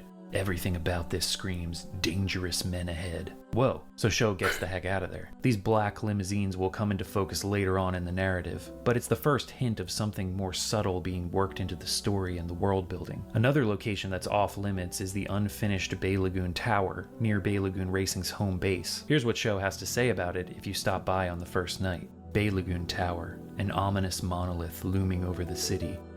It was constructed 10 years ago during the bubble economy. Back then, cash and trouble flowed like fine wine. Each morning you would find another eyesore on the skyline, a concrete fantasy, a man-made mirage rising from the heart of the city. But all that glitz and glamour faded with the times. Nowadays, Bay Lagoon Tower lays dormant and unfinished, like it was chewed up and spit out by some dream-devouring creature. A Babylonian tower struck down by heaven, serving as a warning to us mere mortals, a husk of its former self. Bay Lagoon. Cara, The searchlight basicamente, beams, a stairway to its empty void. We gaze upon the night sky. Every stray beam of starlight is proof the star exists. There's a very real place where these thoughts and feelings are coming from. Basicamente, o protagonista e todos os personagens aqui, eles queriam ser poeteiros. Of an older Japanese person reflecting on por the algum motivo, asset talvez price bubble poesia and aqui the não dê economic dinheiro, fallout that it's não seja bursting legal, unleashed. talvez você não For those who consegue don't comer know, ninguém fazendo the poema. asset price bubble was an economic Então, o que event eles that took fizeram? hold in Eles Japan foram... throughout the 1980s. fazer Economic racha na bubbles rua. aren't specific to Japan and can happen in any country's economy. Nós But in temos the o case of Japan's potencial asset de ser price bubble, poeteiros, real estate and mas stock market values were greatly inflated. não This é led to legal a ser fever of poeteiro, market então a gente vai activity, ser as well as an corredor de increase rua. in money supply and credit expansion. The Pois Bank é. of Japan played fast and loose Fazer with monetary poemas e policies, tirar racha. allowing easier access to loans and credit with over-speculation of Poético. stock prices and real estate values driving financial deals. Being flush with cash and easy loans, the manufacturing, automotive, and technology sectors flourished, leading to many Japanese innovations. There were even fears at the time that the Japanese economy would overtake the US as number one in the world. The thing about bubbles, though, they always burst. And that's just what happened in 1990. All of this unmitigated spending and cash flow could never sustain itself. The Japanese real estate industry and stock market crashed, leading to what the Japanese would call Ushinawarata Junen, the lost decade. An economic stagnation that continued well beyond the 90s. A Gringolândia vendo o Japão passando eles. Que audácia é essa? Sanjunen, the lost decades. Eu The criei phenomenon vocês. continues to this day. Eu This bombardeei idea of vocês, loss vocês não vão is fazer essa something porra that's so não. easy to read in a lot Vou of media voltar, that came vou out of voltar. Japan in the 90s. An optimism snuffed out, a bright future destroyed. And where do you go in the aftermath? Racing Lagoon takes place in 1999, well into the lost decade, and with no end in sight to the stagnation of the economy. Even outside of Japan, though, the late 90s were marked by paranoia and uncertainty. Sure, on the surface, we were all squeaky clean and full of optimism, rad clothing, bright colors, Lisa Frank folders for days. But just like every decade's smiling facade, something more troublesome and uncomfortable was churning beneath. We were on the cusp of a new millennium. And it may seem silly when you look back on it now, but there was a sentiment baked into our minds that we might not make it out of the last decade of the 20th century unscathed. I don't want this to come off as the ramblings of an old man, but I'm just trying to paint a picture for you here. It's probably almost unfathomable to some of you, but the 90s was a time when home computers and the consumer internet were still in their relative infancy. It was well before smartphones, before most families even had a computer in their home. Not everyone had internet access, and there were still a lot of questions about its purpose and its place in society. Hell, people actually believed that the Y2K bug would wipe out civilization, cause planes to fall from the sky, send us into a new dark age. I remember being like 13 years old, not being too concerned about it honestly, but hearing about it enough in my own teenage daily life to comment at the stroke of midnight on December 31st, 1999, January 1st, 2000, that, hey, guess everything's gonna be okay. What a f***ing idiot. But no, yeah, we were fine. Computers didn't just die, the world kept turning, but still, looking back at some of the media of the 90s, it's easy to see the fragility in the state of the world. The X-Files, Neon Genesis Evangelion, The Matrix, Serial Experiments Lane. I'm listing off popular American and Japanese media because that's what I know, but I'm sure there were others outside of those canons. Leave a comment. This kind of conversation could go off in many directions, but let's swing back around to Racing Lagoon. The fact that show uses the word mirage to describe the unfinished Bay Lagoon Tower, a concrete fantasy, a man-made mirage rising from the heart of the city. It's in direct opposition to the mirage that you could describe to represent her and show's dreams and the optimism of their future. It's a powerful juxtaposition. Aoi, in her conversation with Show near the cruise ship, also invokes the image of a mirage, describing the city as an illusion, a dream, just a reflection on the water. Show feels as though some of the things that are happening to him must be a dream. Back to the hospital, shattering the dreamlike way that the events of Makoto's crash are presented, like another rock through the surface of water. Makoto's father arrives, frantic and dismayed at the news of his son's accident. He demands to see his son. And we get this shot, slowly fading in from a white flash. Makoto's dim hospital room comes in focus. He's unconscious. IVs and breathing tubes protrude crudely from his body. An oxygen mask conceals his face. Se eu não me engano, é de What have they eletrônico done to you, com a China. Makoto? His Até father hoje, draws tipo, closer. o Japão, Another fade to white. se não Show and fosse everyone os else have Estados been kicked Unidos out of the hospital fudendo by eles Makoto's em family. em questões de They saw us sanções as econômicas, insects leeching off eles his tinham life voado force. e se tornado a maior Oh, potência desse God. século. That line Do início do is a século. physical blow. Eventualmente a there's China nothing ia any chegar of onde them can tá do. hoje. I guess that wasn't Eventualmente. too far Porque off. não, couldn't eles call iam ourselves chegar human independente anymore. dos Estados Unidos. But we couldn't be insects either. Mas o Would an Japão, insect na década cry if it had seen da what we've seen? a década perdida, né? Frustration, que eles falaram anger, de que and foi regret dos anos kept 90 welling up 2000, in forms that se we não can't put into words tivesse or actions. These emotions a find no quantidade de outlet, sanções no bizarras rest, e eles tivessem no peace. travados a um We monte can't just push them away. de We canetada que os States deu a eles, eles tinham voado. Eles tinham, tipo, voado na economia. Só que eles investiram pra caralho e estourou a bolha. Porque não voltou. Oh, thanks, title screen, Claro, for é Christ. muito mais complexo do que isso. Muito Let's mais just complexo do que all isso. take a moment Mas to um collect dos ourselves. elementos Holy que fuderam crap. eles I know the writing can be a foi bit a quantidade heavy-handed at bizarra times, de but I'm sure sanção most of us can relate to being in a situation that we canetadas may que or may que not have os Estados caused Unidos and deu just being neles depois da Segunda powerless to Guerra. put things right. Foi bizarro. Frustration, anger, Bizarro. regret. It's heavy. I hope by now you can see that Racing Lagoon is striving to be more than just a goofy racing RPG. Mas, de novo, I mean, it's goofy for sure, and it's são going to get outros goofier. It's also going to get elementos darker. And as you can tell if you look at the runtime o of próprio this Japão video, também tem culpa nisso. we're just getting started. So, if you'd like to experience this game for yourself, then I'd suggest you skip to this time or use the chapter select to jump ahead and get my spoiler-free final thoughts. If, Vamos lá. however, you'd rather 2 horas continue e your journey through Fiz Racing 1 hora e Lagoon with 20 me, then spoiler. please continue Yay. watching. We'll get through this Sério? together. É. The third night begins with Sho describing a nightmare he had of driving through a fiery Eu gosto hellscape. como Even o though it was tio da awful, he Dungeon, wishes he could have ele é stayed muito dreaming, because didático nisso anything is de... better than waking up Olha, to the reality of Makoto's crash. metade Over at do meu Honmoku Wharf, vídeo the barra night racers filme hang out. é Sho spoiler. confronts the Lidem com Ishikawa isso. brothers. Why do you keep going on about shows and showtimes? O Japão nem Are you exército serious, tem, Sho? eles... It's an expression. You don't know Eles não this? têm Sho uma can enter a soberania special race militar. against the Ishikawa brothers around Honmoku Wharf, which, as I Não é mentioned certo earlier, is a tough track isso. to learn. And at this point, your Mas car may not também even be fizeram upgraded uma enough to keep quantidade up de with them. cagada Mine wasn't. exorbitante, Luckily, né? there's no pesky time limit in this chapter, so I rode around and did some UORs, as well as regular street races to improve my car. Eventually, I managed to win, Famoso, but não é they're pretty certo, mas sore também vocês não losers, se telling ajudaram, Sho né? that Makoto's crash was his fault. Vocês And não se Shinsuke says an ajudaram. interesting line here. We didn't have jack to do with it. Huh.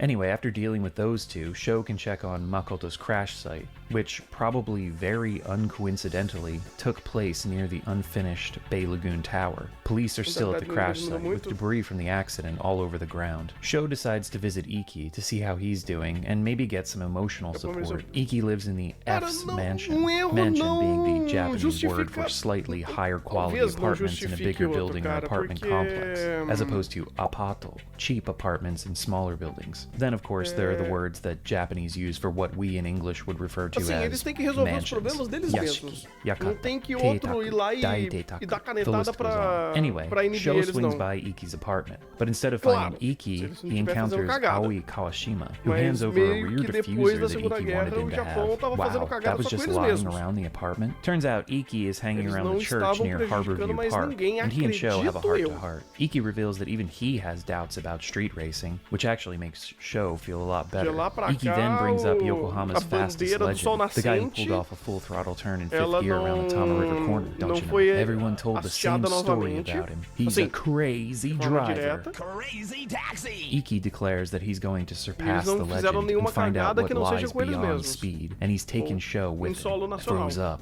Iki's jacket had worn out from rubbing against the seat of his car. It spoke to the truth in Iki's words. Whatever it takes. I'll be right there, on his tail. From somewhere within, I hear Cara, the cry esse of an assunto é engine. complexo. Mas é muito louco. Quickly it fades into the Esse sound of assunto my é heartbeat, longo, complexo e muito but louco. I'm sure it's there. The different pre-rendered backgrounds that transition through this scene, the shades of blue, purple, then Mako green, it's all pretty spectacular. A few nights pass before the fourth night begins, and I really like this title card, so I'm just gonna let this one play. Eu não sei como tá na Coreia, mas, cara, no Japão... É o famoso efeito dominó. É um problema que vai linkando ao outro. Natalidade é um desses...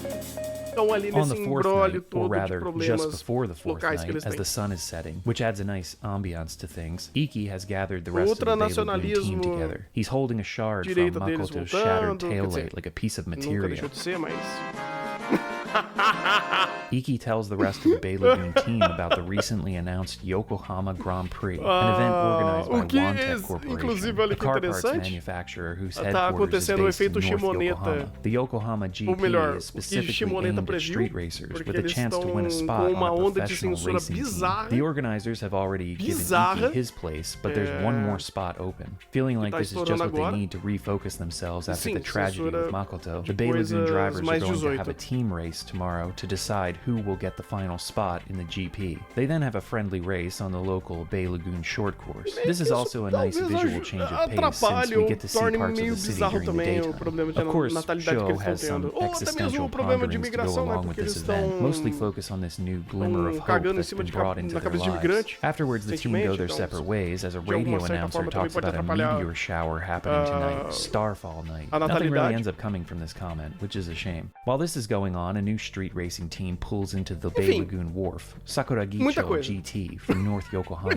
a bunch of punks who speak with typos and New York-style mafia accents before dispersing through the streets. There's an optional event here where Show can track down these guys and race them. Their cars have a red arrow above them, and they can be found in different parts of the city. Show heads to GS Mileage and finds Kyoji looking unusually stern. The Yokohama GP is great news for all the delinquents on the team who can spend their nights racing, but for working stiffs like Kyoji, it's difficult to fit in practice time. He then tells Show that he used to have a brother who raced, which began his own interest in racing. I wanted to know what it was that stole my brother from us. Kyoji very subtly reveals to Show that his brother isn't among the living anymore, and the writing here is very good at slowly working its way toward that truth. Kyoji feels like his brother is telling him to quit trying to race after him, but he's determined to keep going, especially with the Yokohama GP on the horizon. After the conversation with Kyoji, it's time to hunt down some of these Sakuragicho GT goons. One of them is parked out front of the unfinished Bay Lagoon Tower. Before the race with him, he informs Show that his father died in the construction of the tower, and that there were a series of freak accidents during the final days of development. The higher-ups in charge of the project blamed it all on the bubble economy, and swept all the incidents under the rug. All I see when I look at this tower is one big gravestone. Ele vai virar popping up on the city skyline dinossauro e você vai correr contra and the ele. Marine Tower isn't even spared when Show visits it on this night. The closest you'll get to the stars. That's the Hackney slogan that was used to market this monolith. The Marine Tower is shining brighter tonight. Their propaganda must be getting to me. As you can tell, I'm really fascinated by the way Racing Lagoon paints the city, seemingly reveling in its twilight beauty, but at the same time disdainful of its grandeur and decadence. It feels very cyberpunk in this way. I love it in any piece of media when there are these contrasting and clashing signals happening in its presentation and storytelling. It just creates a lot of interesting tension. When Show stops by Chinatown, he finds a couple other members of Sakuragicho GT complaining that the Motomachi Queens refuse to race with them. Yui, the Motomachi Queen's leader, is mad that Tetsuji, the leader of Sakuragicho GT, has sent his underlings and hasn't come himself to race her. When Show arrives, the girls agree to race, and there's another tournament on the tight streets of Chinatown. In the first race, I totally forget the course and turn the opposite direction in the second turn, but still manage to beat my opponent. So there you go, proof that you can just overpower your car to take the win a lot of the time. After the tournament, the Queens and Sakuragicho GT roll out to North Yokohama, and that's exactly where this night is headed. On previous nights, the on-ramp to the highway had been closed for construction, but now it's open. So Show jumps on the K1 Yokohama, coming to a dead stop after merging onto the highway. Smart. The highway leads to a new overworld map. As soon as Show arrives, he's blockaded by members of Sakuragicho GT who funnel him toward their home base. Welcome to the Zero Yon, drag races. Named so because we're racing from 0 to Yonhyaku, or 400 meters. These are the races that the Sakuragicho team specialize in, and after finishing this initial stint against them, Tetsuji, their leader, will become a host for unofficial races at this home base. Now you have the freedom to explore North Yokohama. The map is slightly smaller than the south side of the city, but there are still plenty of places to check out. There's a new gas station and tune shop, Wantec headquarters is here, Yokohama Station, Landmark Tower, as well as a couple other spots for unofficial races. Then there's the Nampa Chicane, Nampa being the Japanese word for hit-on, or pickup. In this case, guys try to drive smoothly through the tight corners here to impress the ladies watching on the sidewalks and in the park nearby. And then there's Kenzo, smashing into every turn.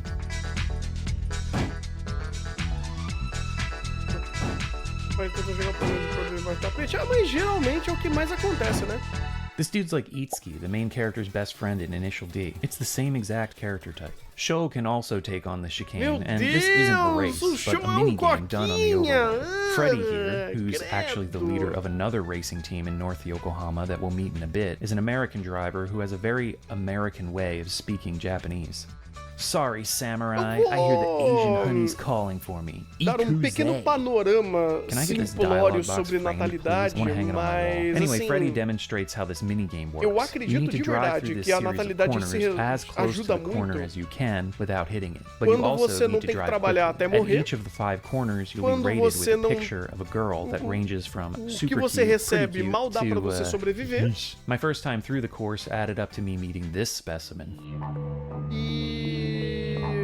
A longo prazo você não tem nenhum tipo de She gives you a muffler that she made herself that actually lowers the performance of your car. Freddy even comments, ter so uma that's certa your type. segurança Hey, whatever floats your boat. do seu filho poder crescer num Sayonara, driving the contexto chicane saudável perfectly de will get you a segurança meeting with Yumi e Uehara, who educação. will give you a rare part on each night that you complete the minigame. It's honestly Se not that você- hard. You can even bump Cara, the não barriers. adianta você As fazer long as you nenhum get close enough to the incentivo de corners and do the whole natalidade thing quick enough, you'll que get the não perfect score. seja It's a pretty neat fazer side quest. isso ser- Sho finds Kenzo again at Noname ser Park. seguro, I'm pronouncing it the Japanese ter way, but it could also be read as condições No Name Park, clearly a pun. Here, Kenzo reveals his condições insecurities to de Sho. I don't really do cidadania mesmo, crowds. de I tend to get segurança pushed de around viver, in them. sobreviver Why is everyone na always in merda such da a sociedade damn que você tá rush for inserido. anyway? That sign says, watch out for perverts. You see that? Sometimes Sho just has perfect comedic timing. By the way, that watch out for perverts sign is real. You can find them in parks and on streets throughout a lot of residential areas in Japan. Great, Kenzo reveals that he always wanted to be an F1 driver when he was a kid, but Sho brings him back down to earth. Didn't you have big dreams when you were a kid? Instead of answering, Sho just muses to himself. I've lost them in the hustle and bustle of city life. I'm staying in my lane. Not stirring up trouble, not chasing any danger. Sho, you do illegal street racing every night. What the hell are you talking about not stirring up trouble or chasing any danger? The last cara, mas place é o to que eu tô check out in falando. North Eles são Yokohama for tonight poeteiros is the Takashima e Wharf, velozes. home to the Takashima Victory Road, or É, VR velozes racing e team, furiosos, led by é. Freddie Roberts, whom we met earlier in Velozes the e evening at the poeteiros. Namba Chicane. He isn't here just yet, but one of his underlings explains how the unofficial races here work. It's a one-on-one race to the edge of the pier. You only get one chance to break, and whoever is closest to the edge without taking a dunk in the water wins. It takes quite a bit of messing around with your car's setup and figuring out when to brake to win these races, but they're pretty fun once you get the hang of them. I love the loading screen message here too. You're allowed to fall into the water, but if you do, you're a capital L loser. Cool and hot guys embrace danger. Right on. After finishing up here, the night ends back in South Yokohama at the Bay Lagoon team's home base. We then get a scene that takes place deep into the night. Kyoji desperately practices his racing, saying he's not good enough and needs to go even faster. The fifth night starts with a recurring dream of Sho's where he finds himself at the bottom of the ocean with a voice calling his name to pull him out of unconsciousness. On this particular night, it's actually the ringing of his phone that wakes him. Kenzo's calling to tell Sho that something happened to Kyoji last night. Apparently he and Keisuke met at Honmoku Wharf. His younger brother Shinsuke contacted Kenzo about the Kyoji-Keisuke meeting. Sho believes Shinsuke and Kenzo have some kind of kinship because they're both slow. Sho is left wondering what's up with Kyoji and Keisuke meeting, and why the secrecy. I hope it isn't showtime. Oh no, anything but that. I can't forget about that dumb catchphrase. If Keisuke had something to offer Kyoji, what was it? What could be worth dealing with him? Was he tricked? Forced? Coerced? In any case, Kyoji and I have a race tonight. A race that's going to end in tears and heartbreak. For both of us.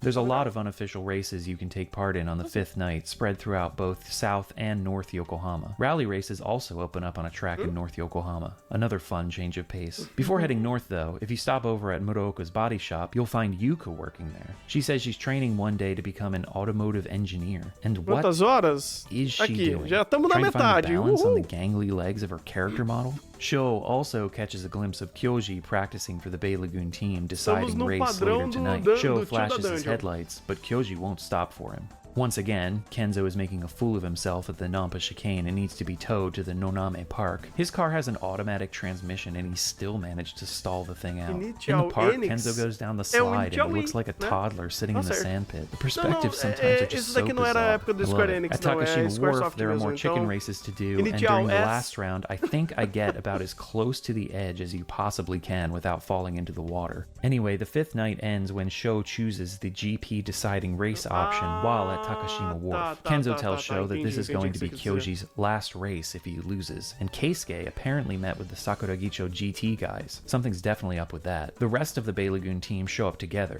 minus Kyoji. When he finally arrives, he's looking pretty ragged. He had a blank, dull look in his eye. He didn't say a word. He just stared at me with those empty eyes. His gaze. It scared me. The race begins and the loading screen says to beat Kyoji. Oh boy, if I beat this guy, he's gonna have a psychotic break. But the game won't progress unless you do that. My car was so upgraded at this point that I smoked the entire team. I even oversteered into a wall, crashed into another wall trying to spin around to correct myself, and still won by a country mile. I almost did it again at the same spot on the second lap. I even get to watch the first one on the replay as Sho monologues. So of course, Sho is going to be the second driver from Bay Lagoon Racing to compete in the Yokohama GP. Turns out Kyoji's engine overheated just as he crossed the finish line. I may have won just a moment ago, but at the same time it felt like I lost something. Something I might not have had to begin with. During the victory celebrations, Aoi Kawashima approaches Kyoji, which I thought was a bit strange at this point. And yes, it is a bit strange. 3 nights pass, and now it's the night before the Yokohama Grand Prix qualifying round. O sistema capitalista funciona à base do...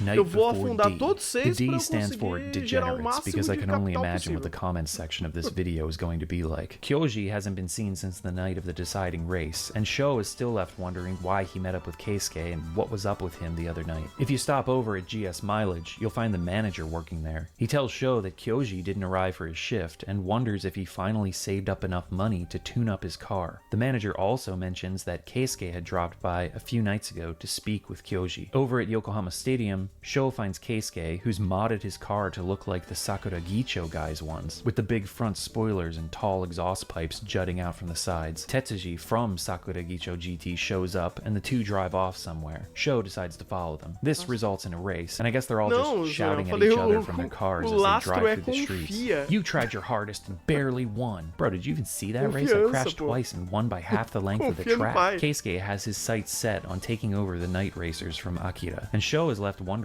why Keisuke and Tetsuji were even meeting in the first place. Over on Graveyard Street, there are 2 anonymous drivers just hanging out, talking about Keisuke's new ride. One of them mentions that he just spent a ton of money upgrading his old car, and now he's shown up in a brand new one, and he wonders if Keisuke made some kind of big connection somewhere. A little further down the street, at Harborview Park, Akira and Iki are having a meeting, so Sho decides to eavesdrop. Akira mentions that Makoto isn't doing so hot in the hospital, and both of them agree to give it their all in the Yokohama GP in his honor. Over at Honmoku Wharf, the night racers are having their deciding race to see who gets to compete in the Yokohama GP. Keisuke lays out his plan to win and take the leader's role from Akira. Dude, what the f*** is up with your eyes? Even though this is supposed to be the night racers' deciding race, Sho joins in. I guess you gotta give the players something to do. Anyway, I destroy everyone in the race, but Akira comes out on top for the night racer team. Sho is suspicious of Keisuke's plan, driving this new car that was clearly slower than his previous one, and much slower than Akira's car. Something is up. Over at the Bay Lagoon Tower, there's a mysterious driver absolutely ripping through the night streets. The screeching sound of the engine hurts Sho's ears. He finally catches a glimpse of the car and thinks it's some kind of monster. Then it disappears into the night. In North Yokohama, the Sakuragicho GT team is also having its deciding race, and of course, Sho is going to join in. But then it turns out there won't be a race, because Tetsuji has already decided that he's the one going. What a dick. Kenzo is still making a fool of himself over at the Nampa chicane, but Yuka is here tonight. Whoops. She says she's learning the fastest trends for future clients, for when she becomes an engineer. She also evaluates Sho's car. It's alright. Okay, yeah, well, who asked you anyway? She then asks Sho to meet her at the usual spot later. So macho. The Você usual não tem spot is the opinião se cosmic você não big tem wheel in South conhecimento. Yokohama, where we get another scene with Sho and Yuka. She says that Sho's changed. He actually has enthusiasm for things, whereas before he was just a boring piece of shit. I don't know what show she's talking about.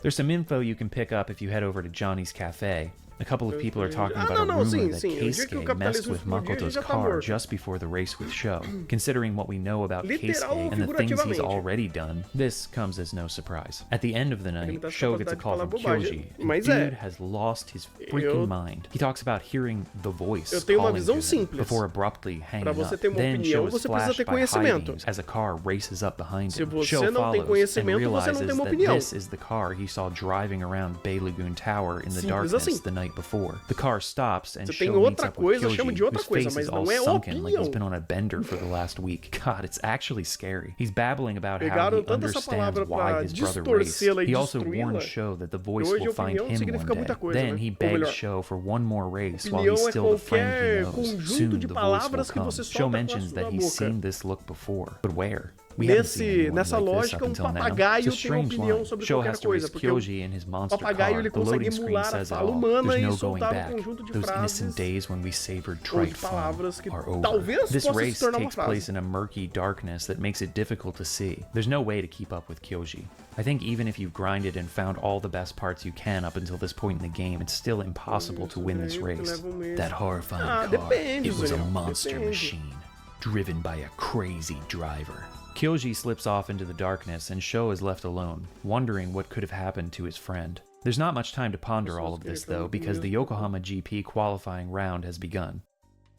The participants are introduced and you get a chance to practice this circuit, since it's a special course that's only seen during certain events in the game. This one is going to put your driving to the test, as there are several tricky sections and this goddamn hairpin that I could never seem to get right, no matter how many times I drove this track. After some practice runs, it's time for the main event. You need to finish in the top 2 to advance the story. You start in the middle of the field, and by the second 3 laps I had pulled into the lead, though I did drop down to last at one point because of my atrocious driving. After the qualifying, we get a scene inside the shady headquarters of Wantech, giving off heavy Shinra Inc. vibes with the visuals and music here. Cara, não viu que Some suits are watching replays from the event on a projector and speaking enigmatically about a new prospect. As they leave the room, one of them seems to turn to the camera and says, "That's the upside of starting them young. They have so much room to grow, yeah?" Jesus Christ, I'm sorry to any German viewers. I'm sorry to everyone, actually. Meanwhile, the rest of the Bay Lagoon team is planning a victory party, but Sho stays out on the circuit, unable to pull himself away. He laments how tomorrow the streets of the track will return to the public, and all the physical marks of their race will be washed away. Cada vez mais o nosso protagonista está poeteiro e menos veloz. Our very existence. Pô, não é questão nem de ser mal, cara. Our victory. Sho also admits that he continues to drive around the track, hoping that Kyoji will show himself, but that never happens. He then gets a phone call from Yuka. Sho is too concerned about slagging off the victory party she's organized, but there's something desperate in her delivery. She tells Sho that they found Kyoji's car in the ocean. Kyoji is dead. The words literally spiral into darkness. Sho wonders what could have happened. An accident with another car? Suicide? There's a shot of the recovery. Kyoji 7 had plowed through a fence in the off-limits area of Bay Lagoon and fell straight into the sea. There were no signs that he even tried to brake. What was pulled out of the water was the distorted 7 that Kyoji drove the night before. Bathed in the glow of sunset, I could see what an unsightly machine it had become. Drops of seawater spilled from its strange curves. Like tears. That's all I could see them as. There were so many unanswered questions surrounding his death. Suspicions began to well up in my gut. It wasn't just that Kyoji had died, but there was some inexplicable part of me that knew this would happen, ever since our strange meeting last night. Or even earlier, when I started to notice it. I had this feeling that we would lose him. If you thought all of this wasn't heavy enough, later that night, Makoto drew his last breath in his hospital bed. Oh, what? What? Oh, Dude, what the... Eita! This part honestly shocked me. I was not prepared for it to be dropped at the same time that you find out about Kyoji's death. A suffocating blanket of rain clouds covered the sky, and a deep, heavy rain began to fall. We stood in the downpour and cursed at the sky, utterly lost. Fala sobre a trama poeteira desse jogo. Death. How could we bear to continue on it? Como, As the ele não seventh tinha night saído do begins, hospital. the gang are O quadro gathered dele só inside the piorou e gas ele morreu. station mileage. The rain is falling heavily, and they're all struggling to come to grips with the events that have just transpired. Yuka tries to cheer everyone up by showing off the newspaper article about the Yokohama GP qualifying results. However, Kenzo notices an article in the corner about Kyoji's crash, which sours the mood again. The article goes on to talk about the curse of Yokohama's fastest legend. 10 years ago, there were a series of street racing accidents, and Yuka wonders if there's some connection between what happened 10 years ago and what's going on now. It happens, you know? Sightings of ghosts out on the roads and psychic experiences. Are we about to get some real horror elements up in here? I'm loving this turn in the story. Kyoji spoke to me the night before. He said he could hear a voice. He said there was no escape from it, that it would come for me too. Iki shuts them all down though. Enough with this goddamn fantasy crap. That stupid legend and Kyoji's accident have squat to do with each other. At that moment, a car pulls into the gas station, and the driver gets his own title card and everything. Genji Kato of the Drift Dancers racing team out of Hakone. Sho describes this guy as a demon. Genji challenges Iki to a race, but Iki refuses. Something Sho can't understand. Street racers are supposed to accept any challenge that gets flung their way. So Sho takes up the mantle instead and races Genji down the highway. It's a fairly straight, rain-slicked road, so it's all about raw power, which Sho's car has in spades. After the race, Genji tells Sho to take a message back to Iki. Miharu is waiting for him in Hakone. Sho drives back to deliver the message, wondering what's waiting for them, and not being able to shake the sinister feeling that everything that's happening is connected. At Iki's apartment, Sho demands answers, and Iki tells him that there are some people in the street racing world that have crossed a certain line, and that line is the fear of death. If there was something that made us human, that fear would be it. But those people who race without the fear of death in their heart, they could hardly be called human. I've raced against someone like that. It was like being dragged into a world of darkness beyond the human limit. On the winding roads of Mount Hakone, there was a demon who lacked that fear, Miharu Koguchi, a street racer who carries the title, the Emperor of Hakone Pass. The only man who ever defeated me. I love the mythical nature that this game's story is taking on. Yes, we already have Yokohama's fastest legend, this almost fairy tale-like story that floats through the city streets. But now we're getting into more ancient territory, talking about demons that inhabit the mountains, something more primal and foreboding. Iki goes on to say that he and Miharu raced 2 years ago and fought over the title of Emperor. There's then a flashback to 3 p.m. March 14th, 1997 at the Street Racers Holy Grounds in Hakone. Iki and Miharu have their race and talk about their different philosophies on street racing. Miharu says he doesn't care about lap times and would even sacrifice his friends in a race just to continue driving. An SUV pulled into their path during this particular race. Iki braked hard, but Miharu continued on, unfazed by the other driver and Iki's need to swerve to avoid a collision. Miharu went on to win the race and become Emperor of Hakone, and Iki left for good. He hasn't returned to Hakone since. Back in the present, Iki informs Sho that Bay Lagoon Racing is going to take up the challenge. He's determined to have another race with Miharu and finish things. Ó, tem mais so the o next quê? night, Iki, Tem Sho, mais Yuka, uma hora and de Kenzo vídeo. arrive in the mountain town, the Eu third acho new que area of the game. eventualmente Hakone a is a gente pode resort tirar town on the racha western com edge of Lucifer. Kanagawa Prefecture, a popular tourist spot known for its onsen Shin resorts Megami and excellent Kart, views of é. Mount Fuji. Much like how Sho's descriptions of Yokohama contain darker Kart Megami tones, Tensei, his pode ser descriptions of também, eu acho que Hakone fica mais lean into fonético. the folkloric. Hakone, a web of mountain passes inhabited by demons. Tô falando, ó. Iki feared one such demon Já so citaram o much that demônio he never aqui. dared to battle him again. Miharu Koguchi of the Drift Dancers, the Emperor of Hakone. And yet, I can't say I'm convinced. Então, Alexuki, é que hoje em dia é mais Something doesn't caro add up. fazer jogos. Does Iki have Quer dizer, another mais- reason to fear this Quer place? dizer, We were brought here by é mais some barato, power, porém like mais puppets caro. and strings. É A mais power neither barato good nor você evil. produzir A jogo, power porém é we mais can't caro escape. você publicar jogo. It's there, lurking deep within these mountains. When the demon's Pra true eles fazerem form is uma revealed, porrada de jogo que nem eles perhaps the faziam truth do will tipo, follow. Hakone is made up of 3 main roads, and the street racing encounters that take place on them vary from easy, normal to hard, depending on which road you're on. These are toge battles, either uphill or downhill, again depending on which way you're facing when you initiate the encounter. We've entered full initial D territory here. Your drifting skills will be put to the ultimate test, but there's some good equipment to be stolen off of opponents or bought from the tune shop here that can help with braking and suspension to make these courses easier to handle. This is also the first time in the game where we see the word Hashiria, which is what Japanese street racers call themselves. It's the first time we're seeing it in the English script, but it's all over the Japanese one from the very beginning of the game. I like how the translation waited until here to drop it though, because there's a place in Hakone called the Hashiria's Holy Ground, so it makes the whole thing feel more mythical. After driving around and getting used to the different courses, the first stop in the story is Tune Shop Windy. I think this is pronounced Windy. Makes more sense than Windy, what with all the winding roads and all. Oh Jesus, we really are in horror territory. The Tune Shop is owned by the legendary tuner Kunitaro Takahashi, KT as he's affectionately known. He's busy right now, but this is his apprentice, Ryo Yamazaki, another member of the Drift Dancers. We'll have to wait until later to meet up with KT. On the top of one of the mountain roads, at Hashiria's Holy Place, the team comes face to face with Miharu. After a short conversation with Iki, he suggests an uphill team battle to warm up, and then a one-on-one downhill race with Iki. The team battle doesn't really matter. You can finish wherever, and the story will continue. The real reason we're here is the rematch between Miharu and Iki. 2 demons lined up on the starting line. The sound of their engines heralded the changing winds of destiny.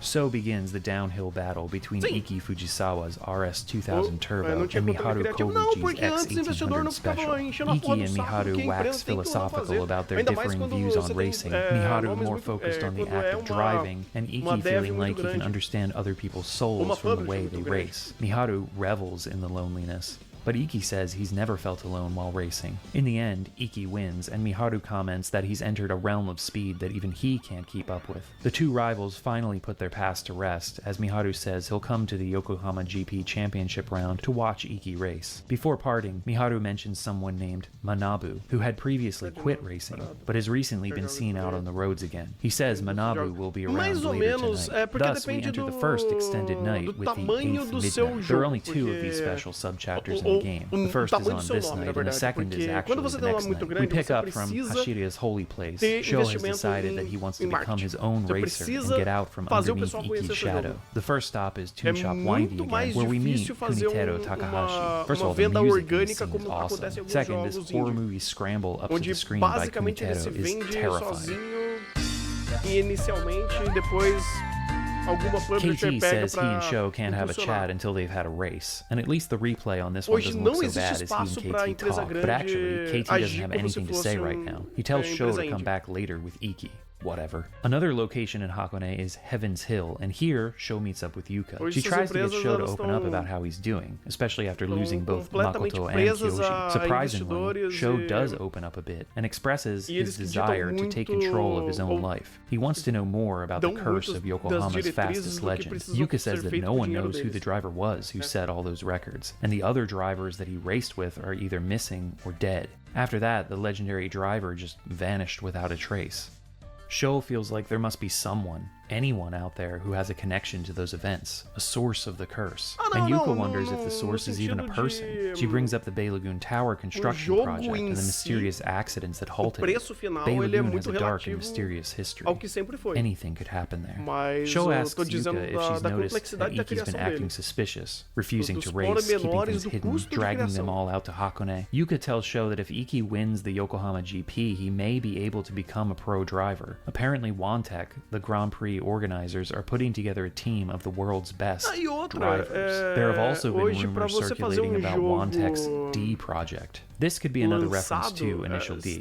Project D was a racing team put together by Ryosuke Ishikawa in this series, but Project D didn't show up in the Initial D anime until 4th Stage, which came out in 2004, well after Racing Lagoon's release. I don't know if the manga was up to this story arc by 1998, early 1999, when the devs at Square were working on Racing Lagoon. And can we talk about Ryosuke Ishikawa for a second? Why the hell does his character model change in every single season of Initial D? Each season has slightly different staff, and everyone seemed like they were on steroids in season 2. But Ryosuke is almost completely unrecognizable at times, to the point where I didn't even know who he was when he was reintroduced. Eu já expliquei. Aqui a minha tese é clara. Aqui os fãs de Jujutsu que vão entender melhor, né? O que acontece com o Ryosuke é que tem um algodão doce que sai da cabeça dele e vai jogando e vai mudando de corpo. Vai ter um algodão doce que ele vai trocando de corpo a cada temporada. Porque não é só a harmonização facial, pintar cabelo. Não. É outro corpo. É necromancia. É isso. Porque olha essa cara dos 4 aqui. Não tem nada a ver uma coisa com a outra, tá? Nada. Absolutamente nada. Nada. Formato de olho, queixo, nariz. Nada. Absolutamente nada. Mudaram o ator. Pode ser. seasons. What's up with that? Mas eu ainda acho que é back to Racing necromancia. Lagoon. The D project here is a completely different thing, as we'll come to see. Yuka says one day there was a black limo parked outside Iki's apartment, and everyone suspects Iki is being scouted for the project. Sho saw black limos on the first night, parked outside the Red Ranga warehouse. Sho wonders if Keisuke is somehow connected to all of this. When they get back to Yokohama, he's going to need to put the squeeze on him to get more information, though he figures he's probably only a pawn in a much greater scheme. Yuka decides to leave, cara, and the creepy music necromancia starts up mesmo. again. Uh-oh. Sho has a feeling that if he lets Yuka go, he'll never see her again. As Sho is contemplating this feeling, Manabu shows up. Sho has a choice: chase after Yuka, or leave her be and battle Manabu. If you choose Yuka, Manabu tells you he'll wait for you here, and I ain't letting anything happen to that girl on my watch. At the toll booth at the bottom of the mountain, Sho finds Yuka unharmed with Kenzo. He tells them to head back to Yokohama together and to keep an eye on each other. Then he drives back to Heaven's Hill. Manabu and Sho battle, but halfway through the race, Iki shows up and shows up Sho. Dang. After the race, Manabu and Iki meet again. Manabu warns Iki to forget about the fastest legend and come back to Hakone. Iki says it was Manabu who told him about the fastest legend in the first place, and he's in too deep to just leave now. Iki then starts to break down. He wants to know more about the legend and reveals that he's hearing the voice. It's wormed its way inside my head and it won't stop whispering to me. Eu tô falando. Manabu says there never A was a última fastest corrida vai legend, ser tirar that a Iki racha should com just forget Lucifer. about it. But he's only saying it to try to get Iki to pull himself back together.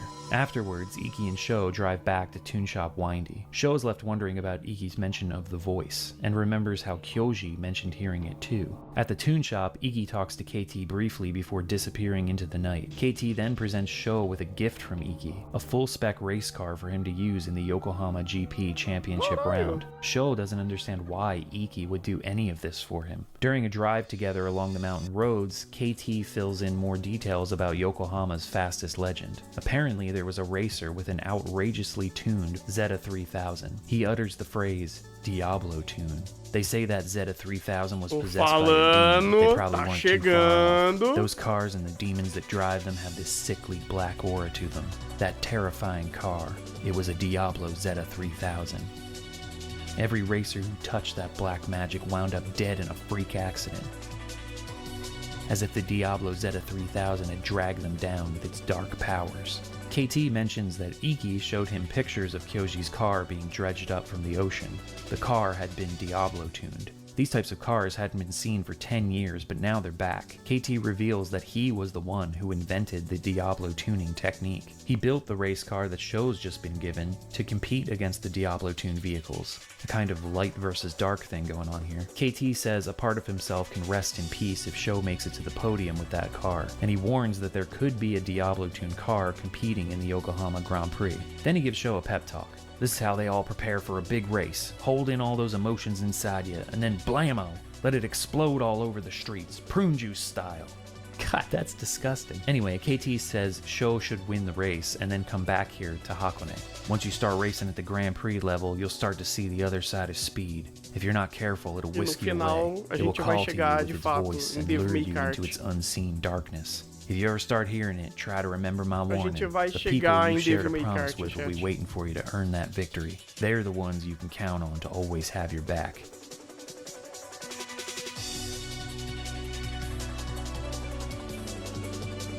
And I'll be here too, waiting. After the night ends, Sho has his recurring nightmare again at the bottom of the ocean, stuck to the seafloor by some tar-like substance, past, present, and future losing all shape and meaning. An ominous beginning to the Grand Prix. But that's just the life of a crazy driver. Oh my god, then there's this intense sequence with letters spelling out speed. Let me feel it. Grant me speed. I hear it calling. A voice A from within. segunda temporada Oh tá no, tão Sho, pior don't quanto a listen to primeira. it, man. Jesus Christ, now Sho is hearing the voice. We'll have to set all that aside for now, though. The Yokohama Grand Prix is about to begin. Once again, all of the competitors are introduced, and again, you can choose to take a test run before the main competition. Recommended since you're driving a car that isn't yours. The race car has much better grip than Sho's normal car. You need to finish second or higher, just like in the qualifier. But I managed to pull a gap on the field and finish first after a couple of laps. mesmo. The gang is all celebrating at Club Glumslum in South Yokohama.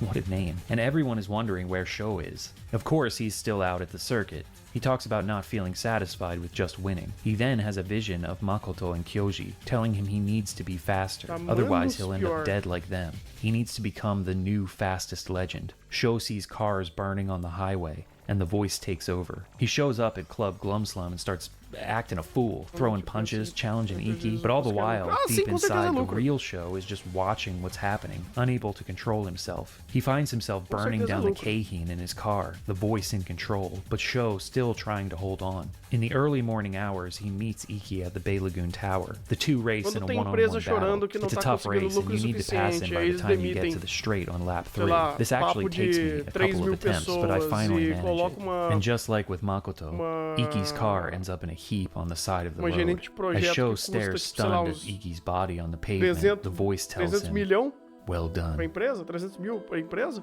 a fine victory. As Sho takes Iki Não, in his rolou bagulho arms, desse Iki actually recente, feels recente relieved agora that he com can't hear the a voice anymore. com a I Epic. was so scared. No matter how Estavam fast I chorando que não raced, I estavam could tendo never escape muito, it. It que não chased me estavam tendo wherever I lucro ran, esperado, wherever I aí hid. demitiram uma It would galera, never stop. I contrataram was so afraid there would be no one who would catch up to me, to pull me acho que away era from uma it. team leader Iki says it's over for extremamente com Sho. salário He inflado knows e é that isso Sho aí. hears the voice now too. Iki started hearing it the night Kyoji died, and since then he'd been its target. Valeu, He told me if I was capitalismo. fast Valeu. enough, that if I won enough, it would be over. I believed it. I just wanted it to be gone. I just wanted the team to be safe. I'm sorry, Sho. That's loser talk. You're cool. You're strong. Sorry, those lines just kind of undercut the mood here. But yeah, Sho is trying to hold it together, watching Iki smile as he loses consciousness. The voice then talks about its status as fastest legend, how everyone would watch on with fear in their eyes as it raced. A phone call comes through. Yuka tells Sho that Iki has been rushed to the hospital. It's unclear exactly what happened after the crash, but Sho has run off somewhere. He throws his phone into the ocean and leaves. He's then confronted by the voice, an evil version of himself. In this sequence, you can ask the voice a bunch of questions, though it doesn't offer up any solid answers at this point. It does tell Sho that it's been with him since the very beginning, Não, foi a whatever Epic that que eu vi. means. The voice tries to leave, but Sho asks one more question before it goes. Did you kill my friends? I killed them. It answers. The next night, the voice has gone away, and Sho is back in control, but he's losing track of time. Feels like he only has a loose grip on reality. Caraca, He wonders if the voice is capable of jumping between people's minds. All Sho can do is head back to Hakone. KT had told him to return when the Yokohama GP ended. It's the only lead he has. South Yokohama, our home, our street. The starting line for this sordid story. Our own twisted legend of speed. On these streets we thought we called home, Ah, depois eu olhar a Steam. Ah, tá. with its thousands of people living thousands of lives. I found myself feeling alone.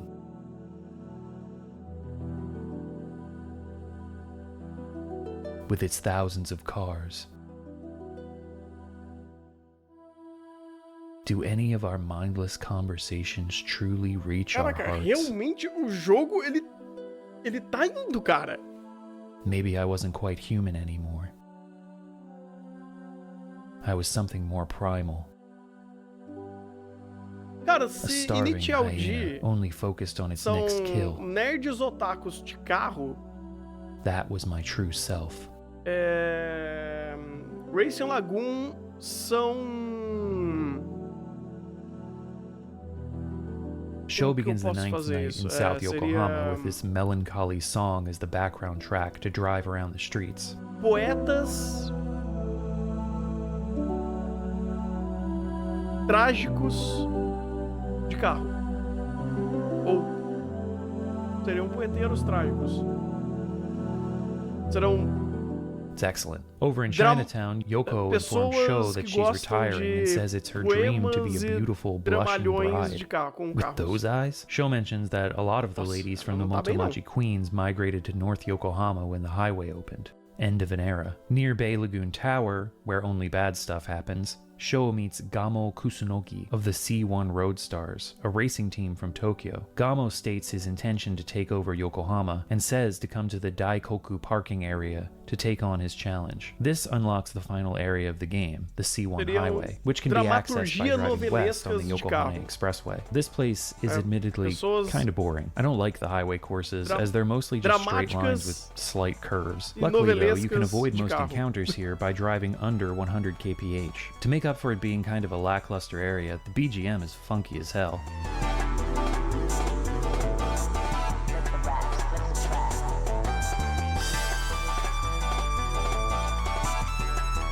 There are only 2 locations to visit on the highway itself, one of which is the Daikoku PA where Gamo said to meet. Gamo was trying to rally together all of the major teams for a big competition, but hardly anyone outside of Yokohama showed up. Yui comes, so does Tetsuji. Nanako arrives in her slammin' outfit, and Keisuke's here. You can compete in Gymkhana races. These are low-speed, obstacle course style events with tight cornering and little room to make passes. It sucks, I hate it. No matter your setup, the cars can't handle well enough to make it through these courses without banging all around. Afterwards, Sho overhears a conversation between Keisuke and Gamo. Keisuke reveals that his car has been Diablo-tuned, and Gamo just kind of slides away. Like, I don't want any part of this.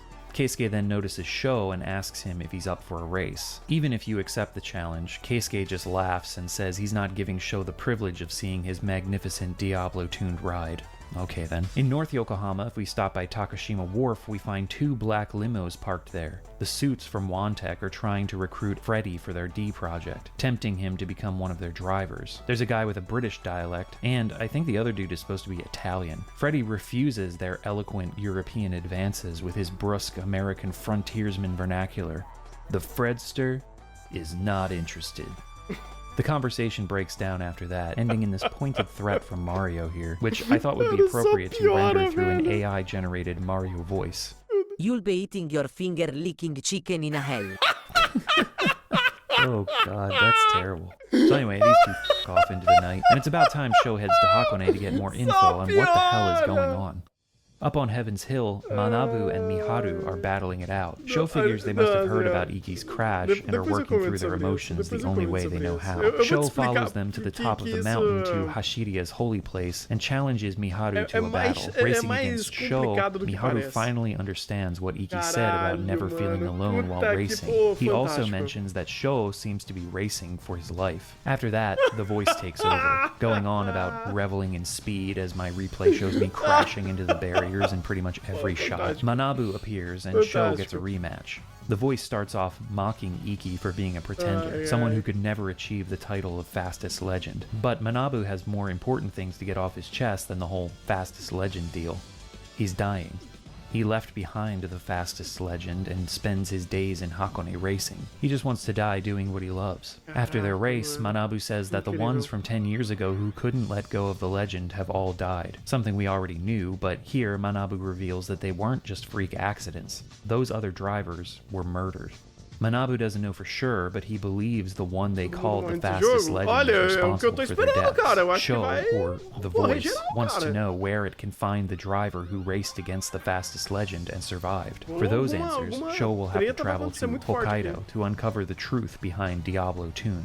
At this point, Sho can't discern between the voice and himself and has no idea who's really in control of his body. The voice says that it is Sho, and we get another sequence where we get to ask the voice questions, but once again, all we're given is ellipses and static in response. Through their one-sided conversation, Sho figures that the voice has been jumping from driver to driver, trying to find someone talented enough to carry it to the answers it seeks. Sho vows that he'll kill the voice if he has to stop it from possessing anyone else. Sho's next destination is Hokkaido, but on his way, he's boxed in by the C1 Roadsters.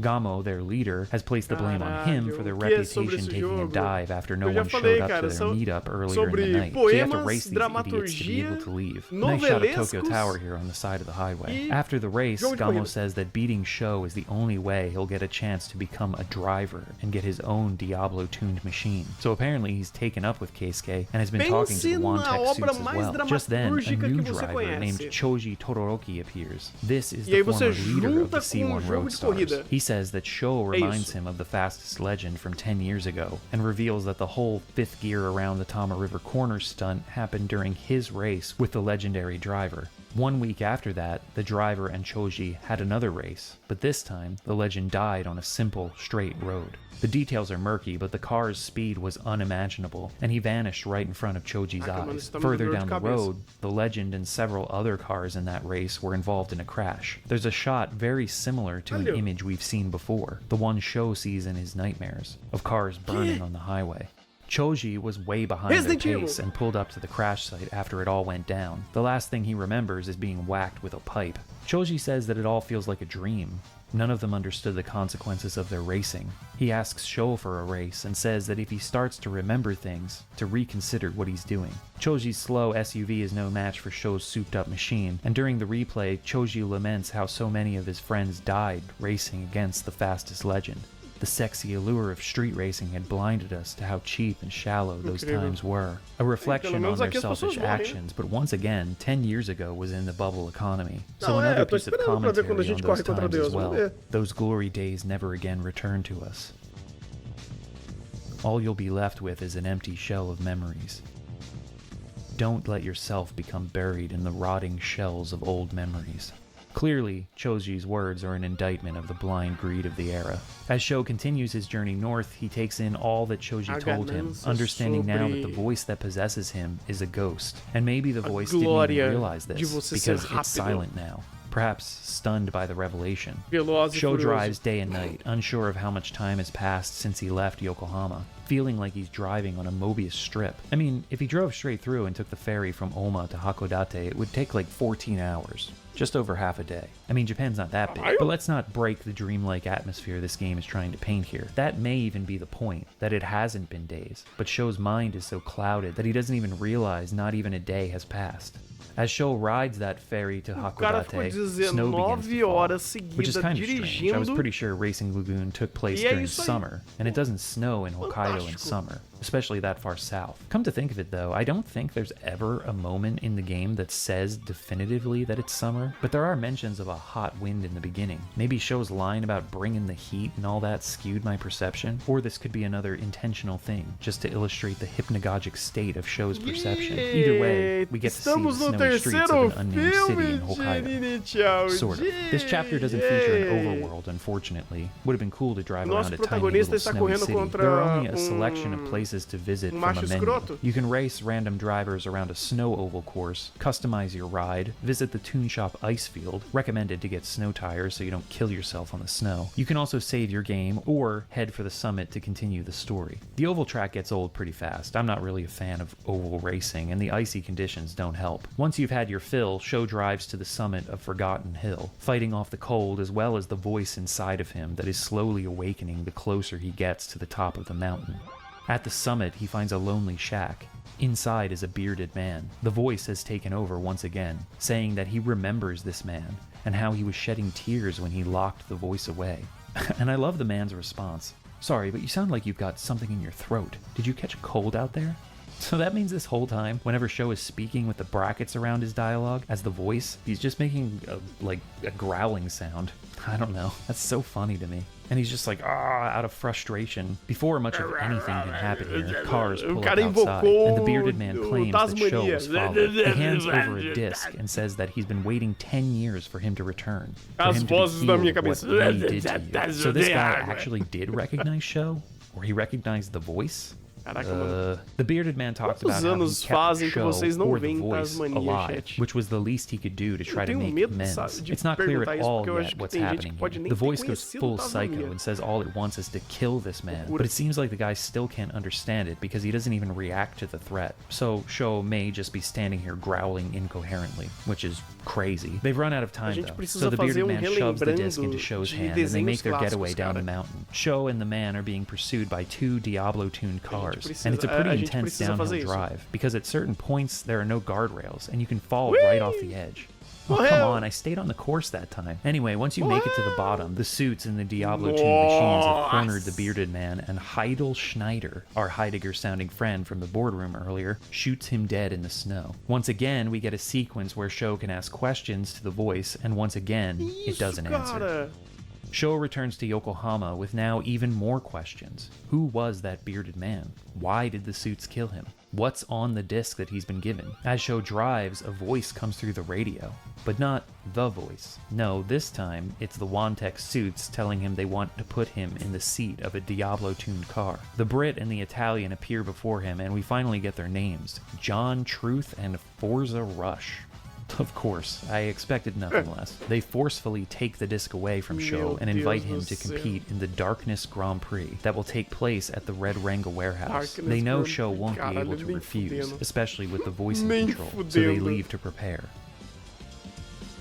The next night, even though they invited Show to compete in the Darkness GP, he still needs to go through a race to get into the event. At Spencer's test course in South Yokohama, Show finds Schneider waiting for him. He's in charge of the Grand Prix as well as the D Project. Show needs to beat him in this race to secure his spot in the Darkness GP. It's a tough race, because not only is Schneider himself rapid, but the other cars in the race are also really quick. You basically need to make no mistakes to win this. Unless, of course, you've grinded your car's power into oblivion, but at this point you should know that's an exception for any race. And that's all there is to this night. Once you win the race around the test circuit, you're immediately thrust into the Darkness GP. The course is the Yokohama GP circuit in North Yokohama from earlier. It's just night now, and there's a different starting position. You also need to finish first. Second place won't cut it in this Grand Prix like it did in the Yokohama one. If you lose, you'll be put back out on the streets of South Yokohama, and you can go around doing street racing encounters and participating in unofficial races to try to increase your car's power. Then just return to the Red Ranga area to attempt the GP again. Ah, dá pra This tentar de happened to novo, me a few perfeito. times. It took about an hour and a half of attempts, grinding other races for upgrades and Tem just que getting better at grindar, driving this ê. course. The damn hairpin I mentioned earlier was the real sticking point. I couldn't figure out a way through it without using the actual brake button, which I'd never really touched outside of this circuit. I finally managed to win, but even so, it took most of the race to make it into the lead, and then I just had to hold on to it.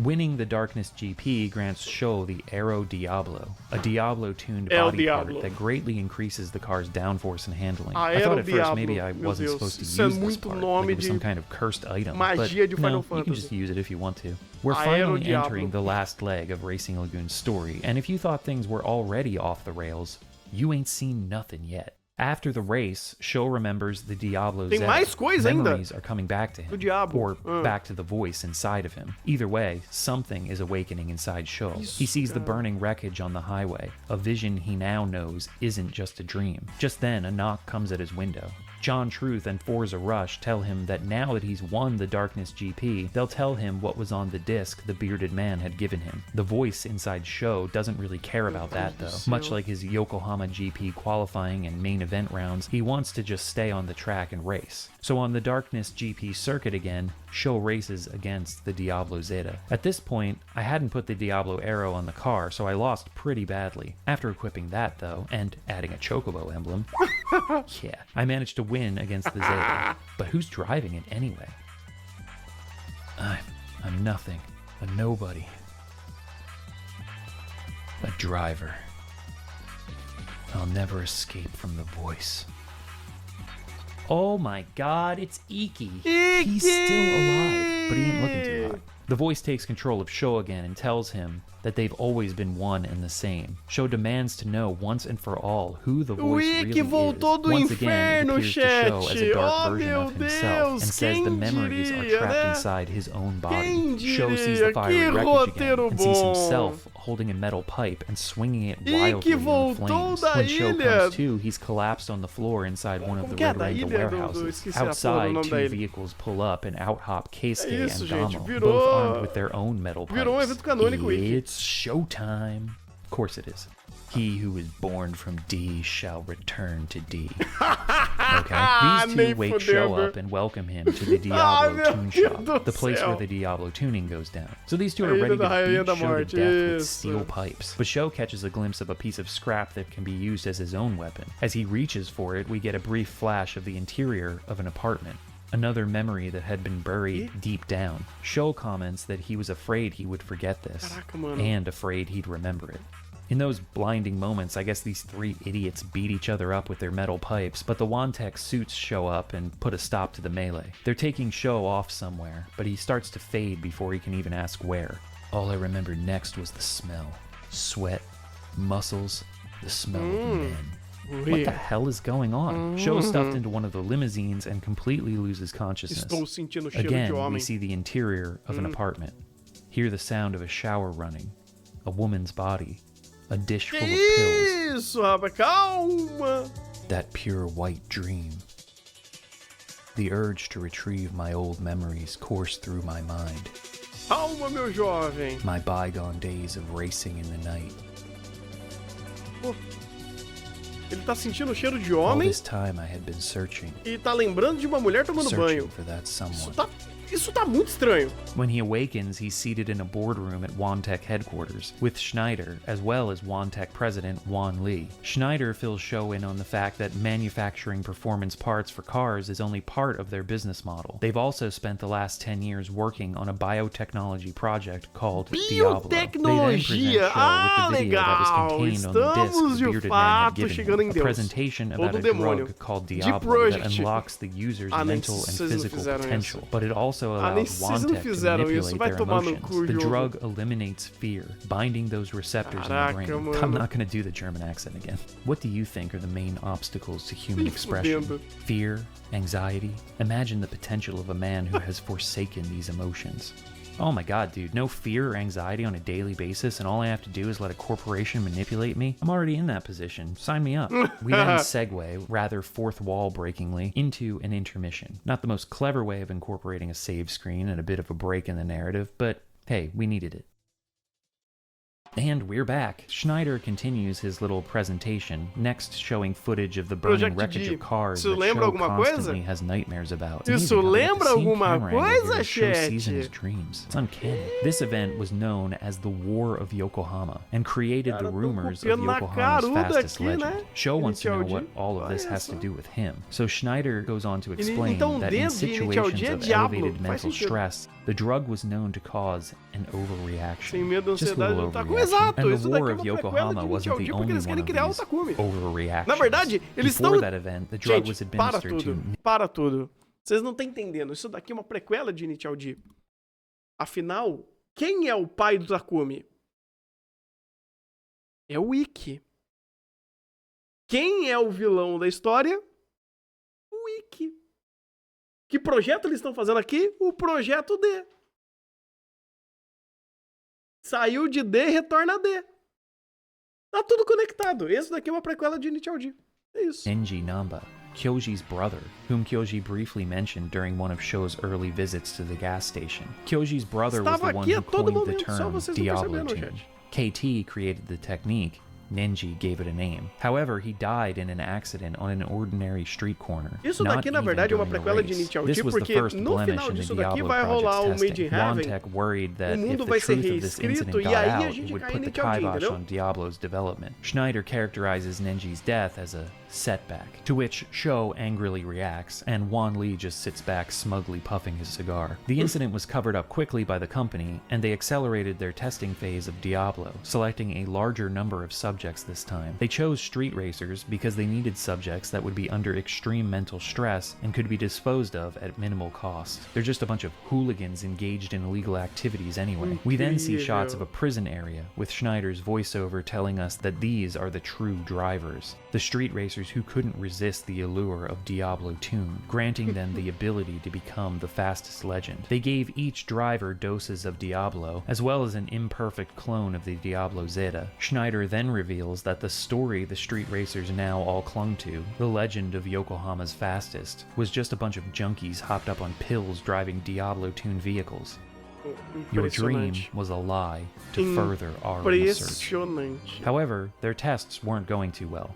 Diablo required additives. The pure version was too intense for anyone to handle, so each driver was given a different cocktail to try to narrow in on the perfect blend. They never found that through their search, though. Each of their test subjects died in high-speed accidents. Luckily for Wantech, they had an endless supply of drivers lured by the dream of becoming the fastest that the company had manufactured. They were all willing to give themselves over unwittingly to the test program. The legends were nothing more than stories of our discarded trash. However, one night, the drivers who were imprisoned by Wantech escaped their confinement, and what occurred was the War of Yokohama, a crematorium of fastest legends, and that was the end of the Diablo trials. Wantech had attracted too much attention from the authorities. The program had to be put on hiatus. Sho still isn't quite sure where he fits into all of this, but Schneider reveals that they found one man they believed had the right body chemistry to handle the correct blend of Diablo, so they put that person to sleep for 10 years. That man is our final hope, and that man is you. Sho does not want to hear this and runs out of the boardroom, takes an elevator down, and confronts the voice yet again with questions. The voice still only provides vague answers and says that it will leave it up to Sho to figure it all out. The voice does confirm one thing, though, that he's been asleep for a long time, but now he's awake.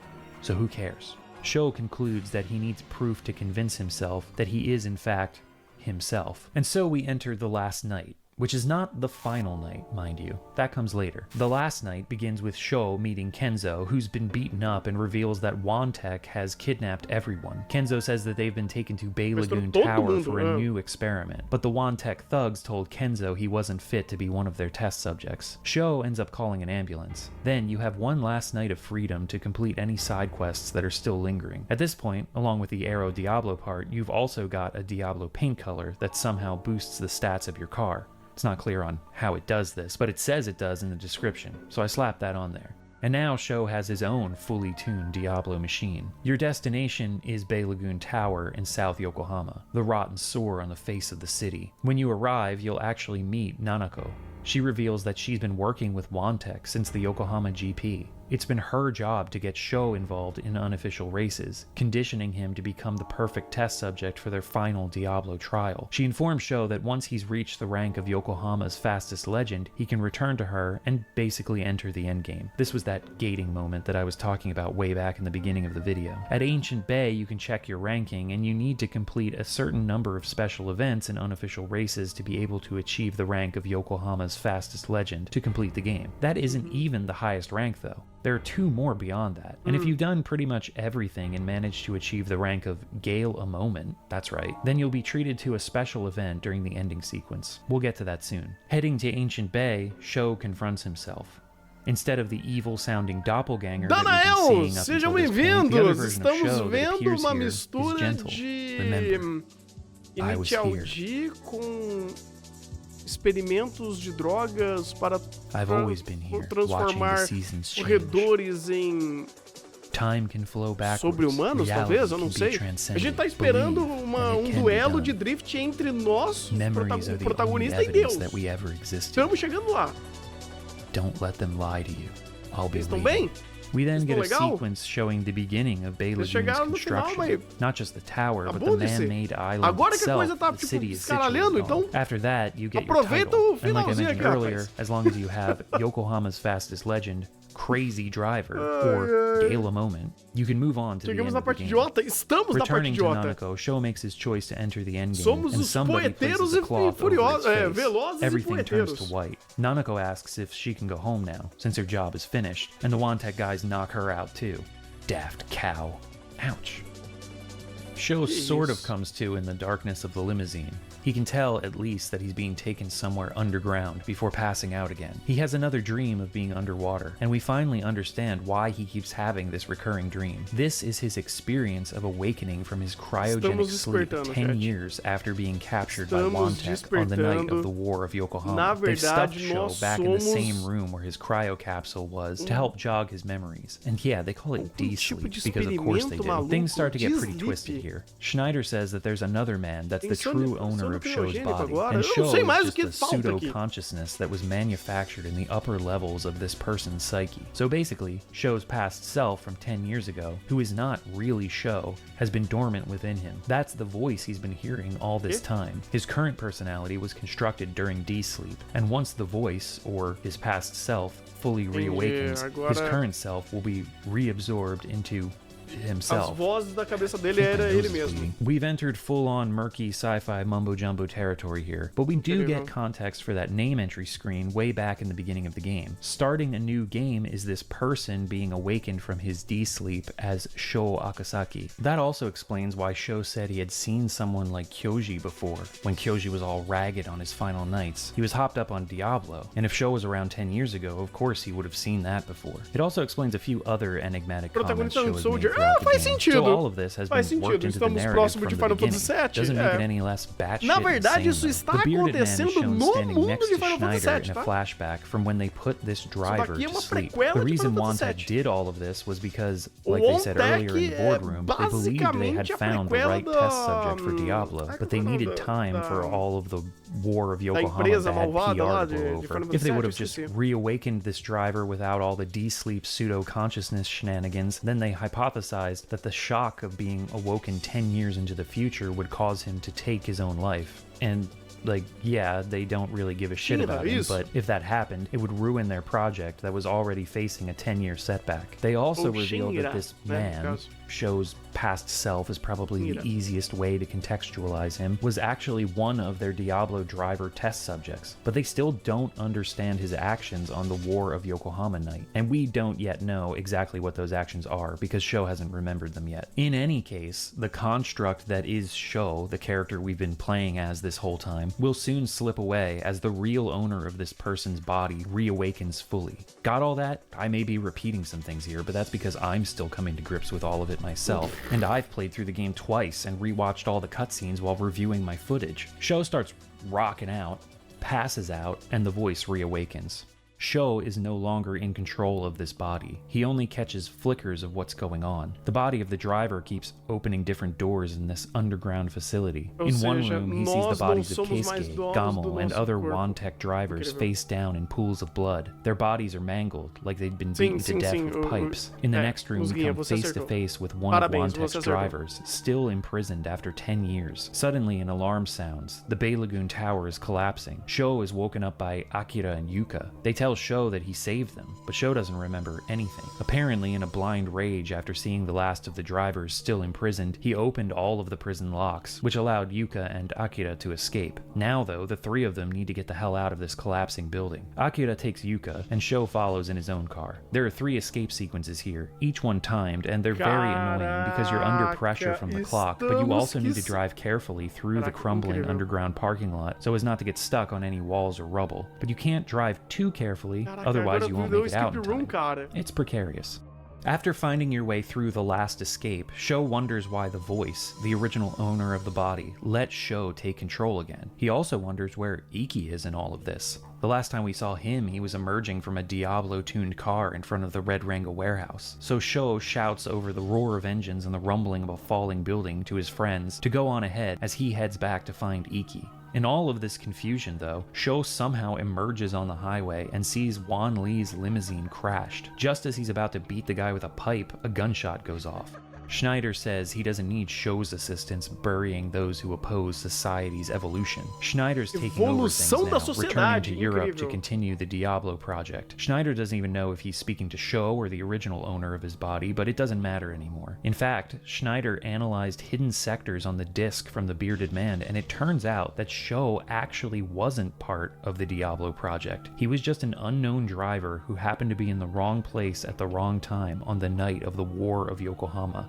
God, every time you think you've got this figured out, it just grows a whole new set of limbs. Schneider also reveals that the man from Hokkaido was the one who put Sho to sleep in the first place. And I'm just calling him Sho because it's easier. But, you know, Sho is just a construct created during D-sleep. We don't know the true identity of the original driver that Sho's body belongs to, blah blah blah. Anyway, Beardman's name was Satoru Kawashima, the chief researcher on the D project. Right before they shot him dead on that snowy road in Hokkaido, he begged for them to set Sho free. He wasn't one of the Diablo test subjects. He was an innocent man they'd never seen before. They turned him into a merciless avatar of rage with nowhere to vent his anger. So Schneider now reveals that Sho was only a passing motorist who happened upon the scene of the Diablo driver's accident, but Wantek kidnapped him and kept him because they mistakenly thought that he was a Diablo driver that managed to not be involved in the huge pileup burning wreckage car crash and hadn't succumbed to the effects of the drug, which is way worse than actually being part of the experiment. They put an innocent guy into a cold sleep for 10 years. Wantek are quite possibly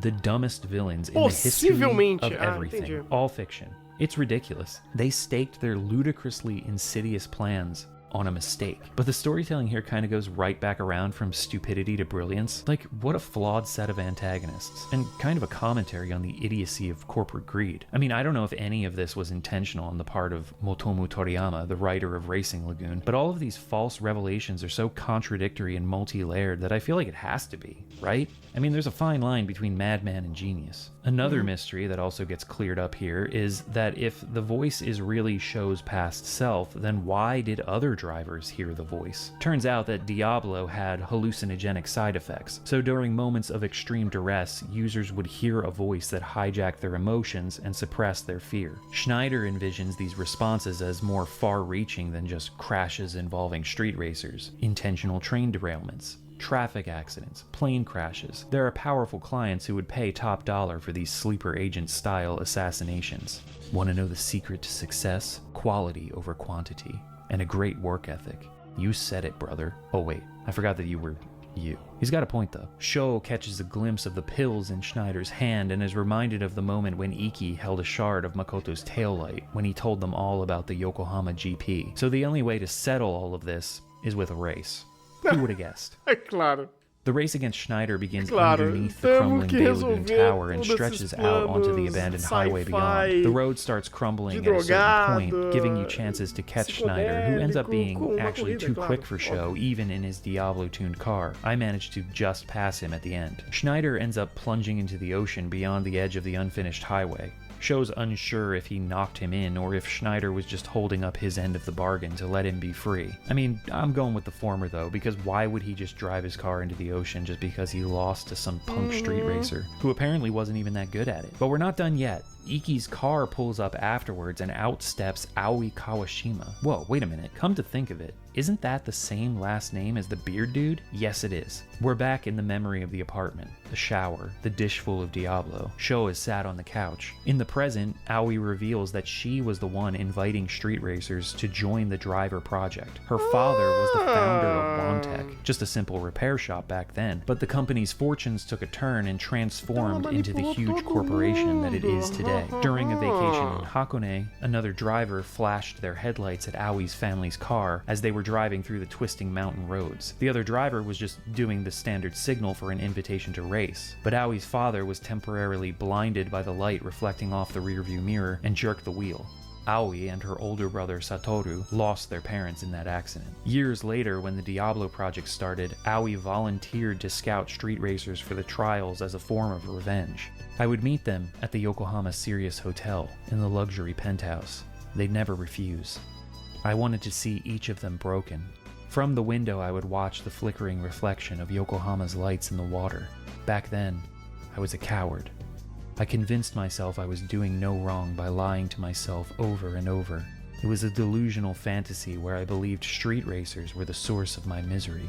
She Ela says that jurava Sho que era was uma one of those street fantasia racers she final met que ela back estava then. She tendo. tells him that he beat the Diablo Tune Zetas with his own ordinary car. According to her, some of those accounts of Yokohama's fastest Moça, legends were stories of você Sho. acha So in the end, Schneider had razoável it wrong again. você Sho drogar did possess the driving pessoas talent for the Diablo project. pra projeto God, wouldn't he? secreto But Sho da refused sua Aoi's empresa offer malvada? of Diablo, unlike the other melhor, da street empresa do racers, seu and he pai? was angry when he realized Você acha that this is what she'd razoável? been doing all along. Entendi. This all went down on the same night that he caught up to the Diablo driver's crash. We all know what happened there. But Aoi had no idea that he had been kidnapped by Wantek and put into D-sleep.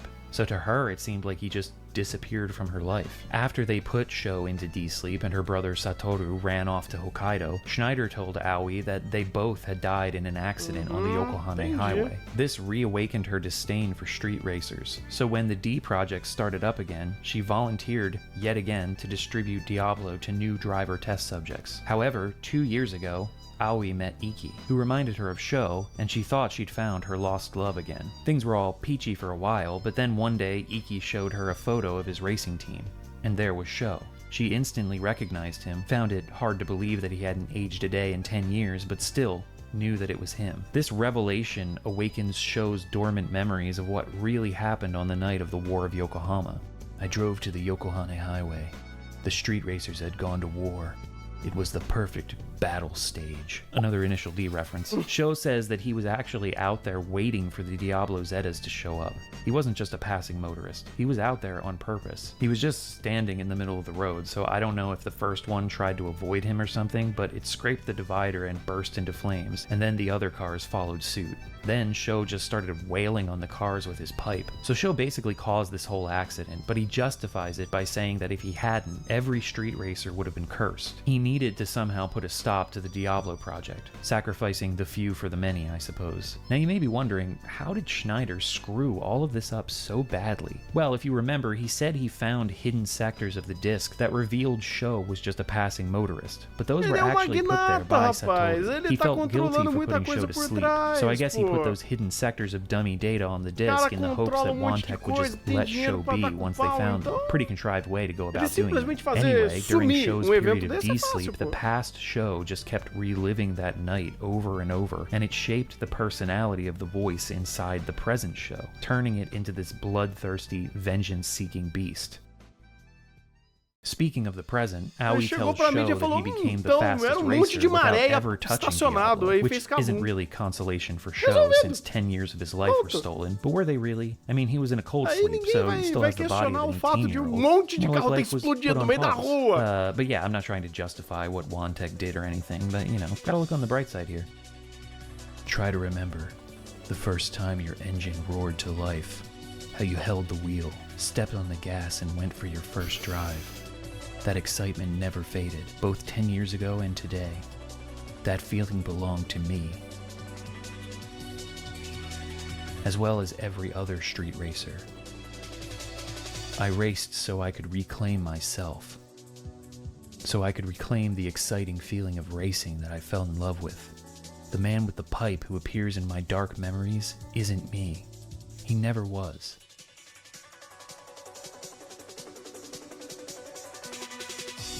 Did that cover everything? Yeah, all I needed to do was race. So then Iki's car appears. Still under the effects of Diablo, he needs to get it out of his system, so Sho agrees to a race. Sho wonders, even though Aoi said that she loved Iki, why she gave him the Diablo in the first place. Was her love for Iki just another lie? After the race, Iki is in bad shape, but realizes that Sho was the legend that he's been searching for this whole time, that everyone was searching for. His next words sounded like his last, like he was fading away. I'll never forget the strength in them. Hey Sho, our dream was so insignificant. I wonder if it was even real.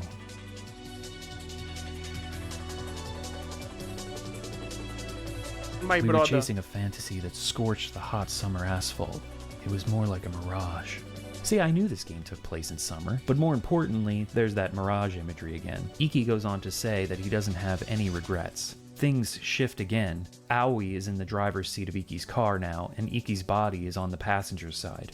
Dying for someone doesn't mean anything. It's no way to prove your love. 10 years ago, a counterfeit love drove me into a fiery rage on the Yokohama highway. Iki knew, didn't he, that Aoi was giving him Diablo? Did he know this would happen? The last play of the game. Destruction in the name of twisted love. Time to get my shit in gear. Where the hell do you think you're going? This ends how I say it ends. So it's a race against Aoi Kawashima now. This one is much tougher than the others. You really can't afford any mistakes, and this course has a couple of surprise turns along the way. But defeat her, and Sho says that he's not sure he has what it takes to forgive her. But if Iki believes in her, then maybe she could be led on the path to healing. Sho finally realizes that the realm beyond speed was always a place within himself. Yeah. Luckily, Iki is still alive. He and Aoi embrace at the edge of the road as the sun rises over the bay and Sho watches on. But we're not done yet. If you manage to get the title of Moment a Gale on the last night, a special final race takes place between Sho's past and present selves. Sho's past self even promises that if present self wins, then he can hang around as long as he likes and not be erased. I actually got to this scene on my second playthrough. During the replay, Sho reflects on his status as the fastest legend, or I guess at this point, a moment a gale, whatever the hell that is. That's just an extra bit you get for getting that final title. The real ending is this sepia-toned shot of the Yokohama skyline and a poem. Fazer uma corrida de Ghost agora. A nightmare born from Agora vai ter uma Maybe corrida de tomorrow, Ghost. but morning always comes. There are as many stories as there are headlights and exhaust notes in the city. We all embrace our sorrows and race every night. Blue day is rainy day, but you can cure those blues. Head to Harborview Park and watch the Bay Bridge. Let the brilliant lights bleed through your tears. Driving all night together. Our hot driving brings the city to life. Wow. There's another scene with Kenzo too, if you completed all the special events associated with him throughout the game. He talks about the Noname Park being full of weeds and how adults don't notice things like that, but kids do. Which, I mean, what the hell is he talking about? An adult would be way more likely to look at a weed and be like, yeah, that's a problem, than a kid just playing on the playground would. Kenzo, you fucking idiot. The credits roll as Sho drives Yuka through the streets. And look at that little toy 8.6 dangling from the rear view. Looks just like the keychain decoration Natsuki made for Takumi of his 8.6 and initial D. We get some shots of a few of the other characters as well. Iki is recovering in the hospital, and Aoi is there with him. We never do find out why she gave Diablo to Iki in the first place, but I guess we find out that her love for him wasn't a lie. The other street racers, who actually survived, are all out doing what they do best, right until sunrise. Posso ter pego muita cobaia pro plano maligno do meu pai, mas eu te amo de verdade. The legend never die. Racing Lagoon is good.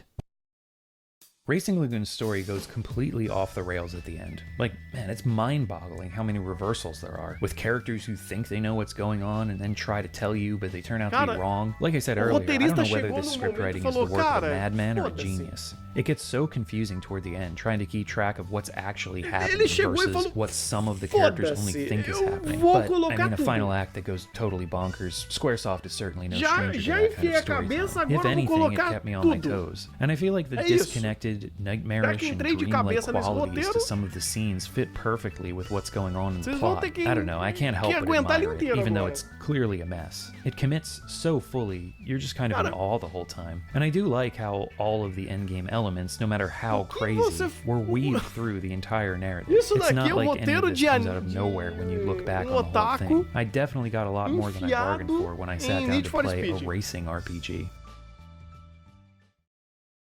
Just a few years after Racing Lagoon's release, Squaresoft would merge with their main rival, Enix, to become Square Enix. Aside from the name change, it also felt like the end of an adventurous era for the company. Games were getting bigger, budgets ballooning. The role-playing genre that was once a niche style of game had become mainstream. Square Enix and many AAA developers became less focused on taking risks and more concerned with relying on formulas that they felt worked. In regards to Racing Lagoon, it's interesting too that just a few years after the game's release, the street racing subculture that it romanticized was about to experience a downfall. New gas emission and environmental regulations in the early 2000s turned Japanese manufacturers manufacturers away from producing sports cars. Many of those famous models street racers loved, like the Sprinter, the RX-7, the Sylvia, were either discontinued or retooled to fit more modern tastes. Increased police awareness of street racing, rising fuel costs, and a continually stagnating economy, less disposable income all around, turned most young people away from the now almost prohibitively expensive allure of car tuning. Yes, you can still occasionally hear the roar of engines late at night on the Shutoku, the screeching of tires drifting through the mountainous roads of the countryside. There'll always be a small few keeping the sport alive, but the stats on street racing in Japan are way down from their peaks in the 80s and 90s.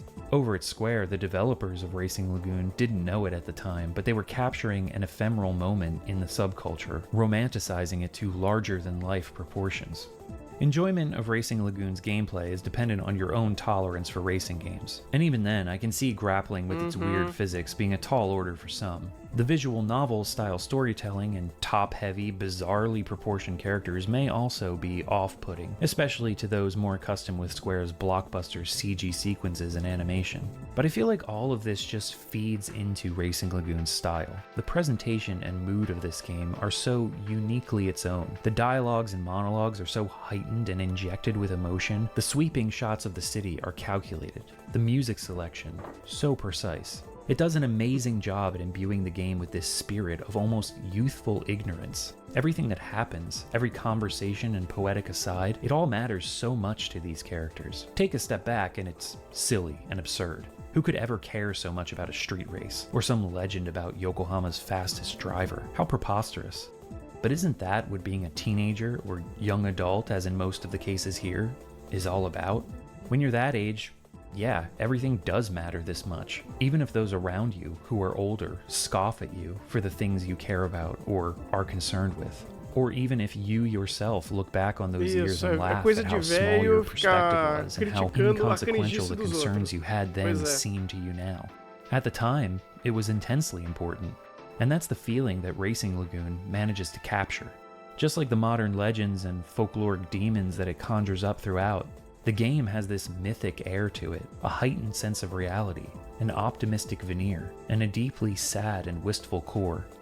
Racing Lagoon isn't the greatest of Square's catalog, but it's got a big heart, and sometimes that counts for more.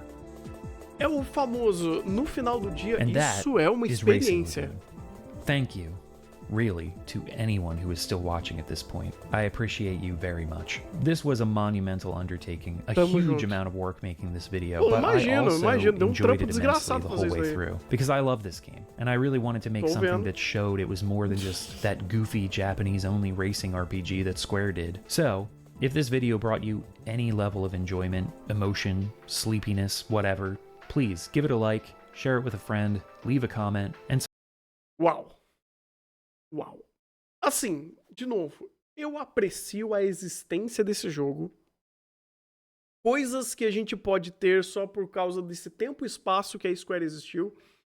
E nesse momento dessa época que eles podiam fazer esse tipo de coisa.